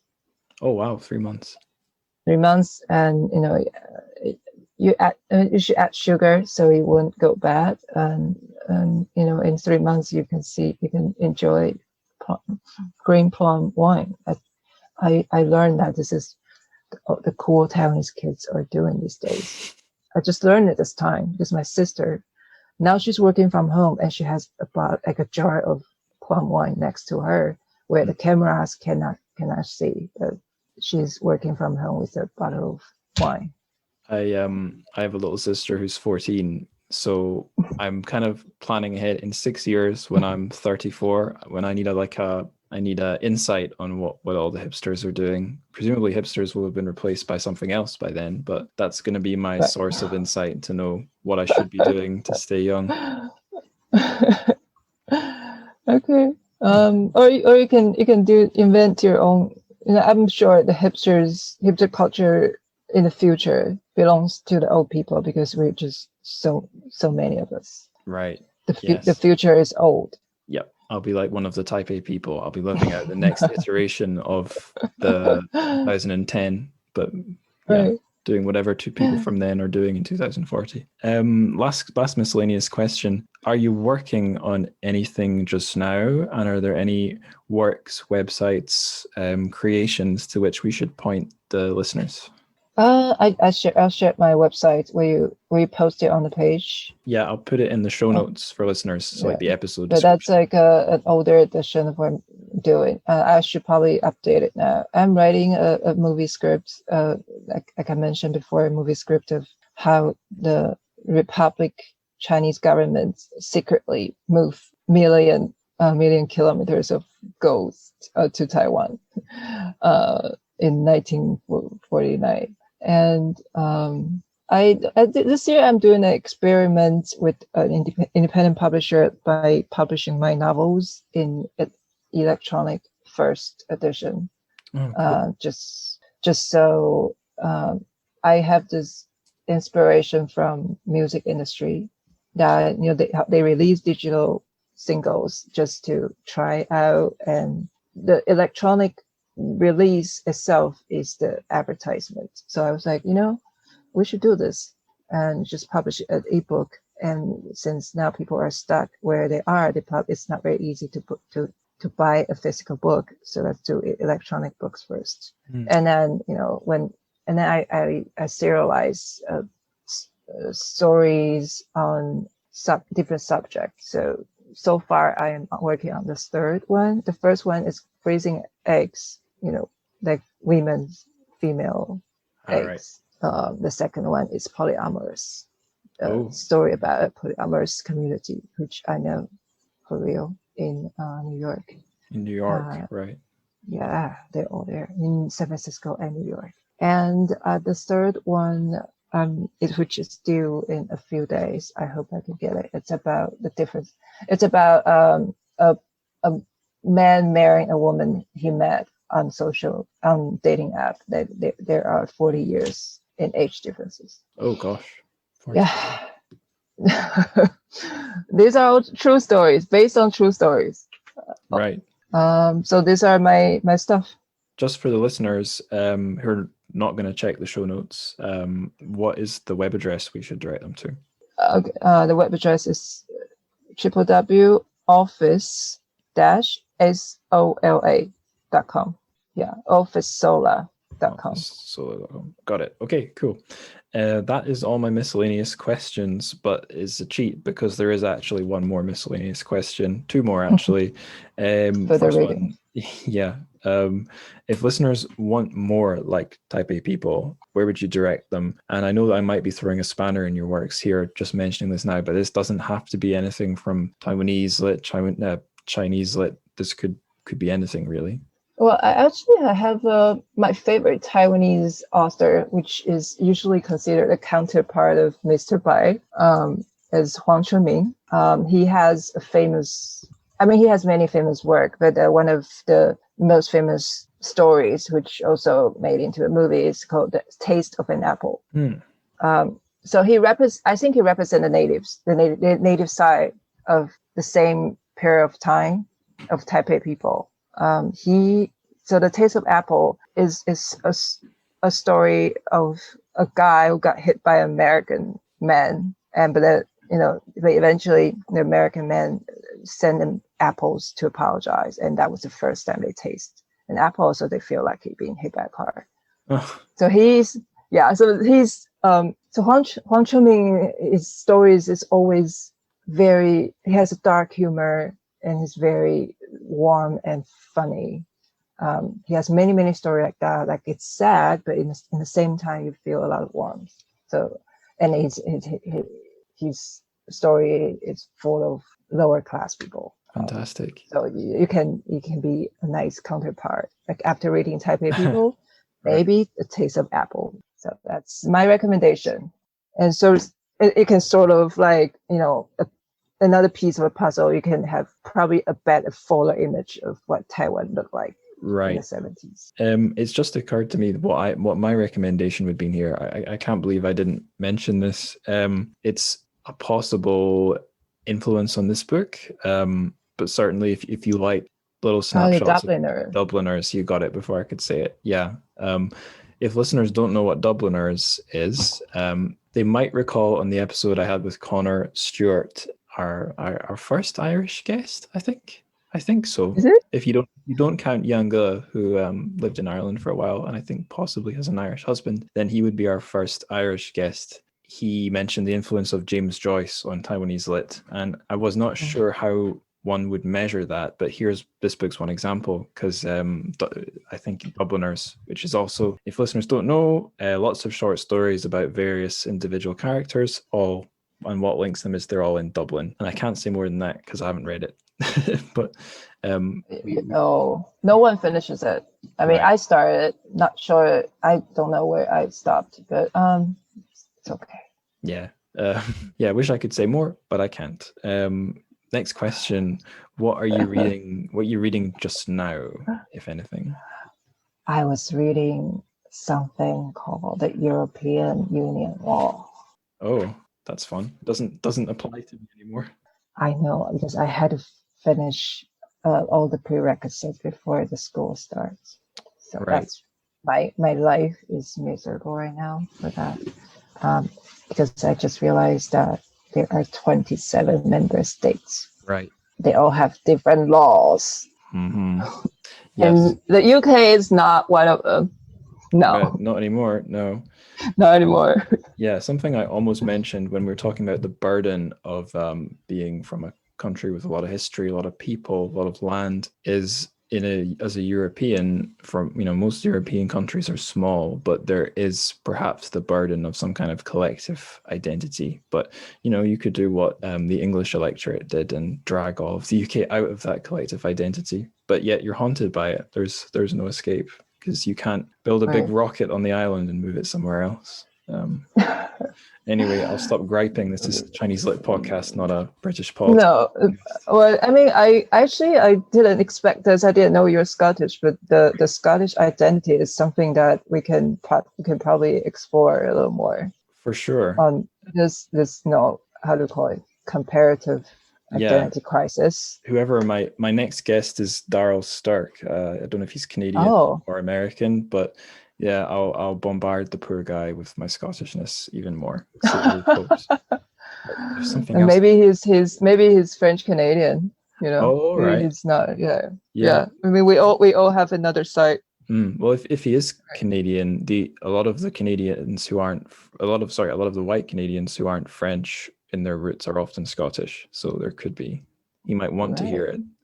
What was I going to say? Yeah, not spotting my name's Scottish. So we're talking about recognizing Taiwanese-ness in the hyphens and stuff, and the way Giles and missing certain things just by virtue of your background. And not I'm not trying to be mean here and nasty, but if someone was from the Anglosphere and they saw the name Angus Stewart, they'd say your name must be fake. It's cartoonishly Scottish. Angus is like the most Scottish male name just about. The only way you could make me more Scottish is if you put a Mick or a Mac in front of my surname, Angus McStewart.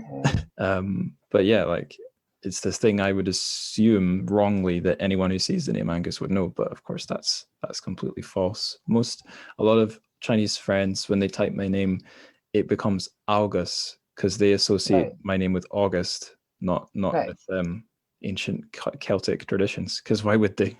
So isn't Scottishness too much for Chinese people, like random Chinese people? Yeah, that's the thing. It's a tiny country. It's stupid for me to expect everyone in the world to know it.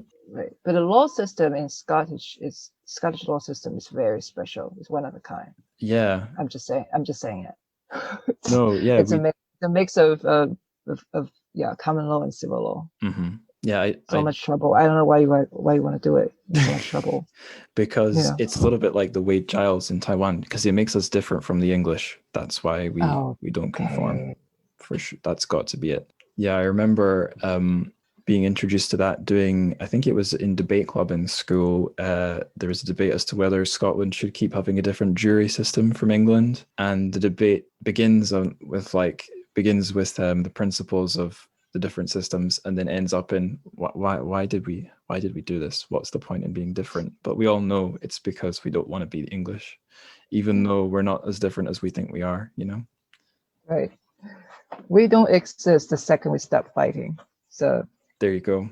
Good metaphor for life. I think that serve as a good closing line. I think so, yeah. So let's keep on fighting. Listeners, you guys keep on fighting too, lest you blink out of existence. You too. Yeah. Right. You must be starving. I am, yeah. I probably will blink out of existence if I don't say thank you and farewell.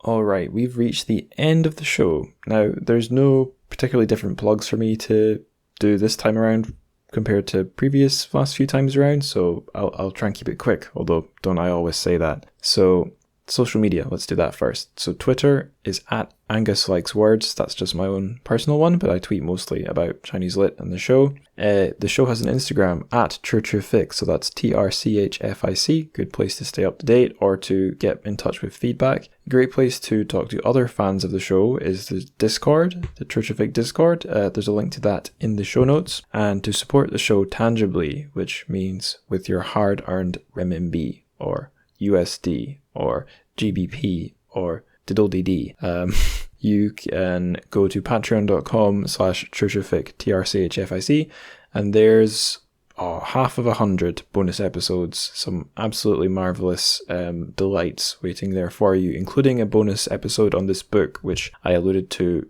during my conversation with Nadia. That's up there, so you can hear my very uninformed ramblings about wandering in the garden, waking from a dream, and the other stories in the book. You can see just how much my thoughts change between then and this episode.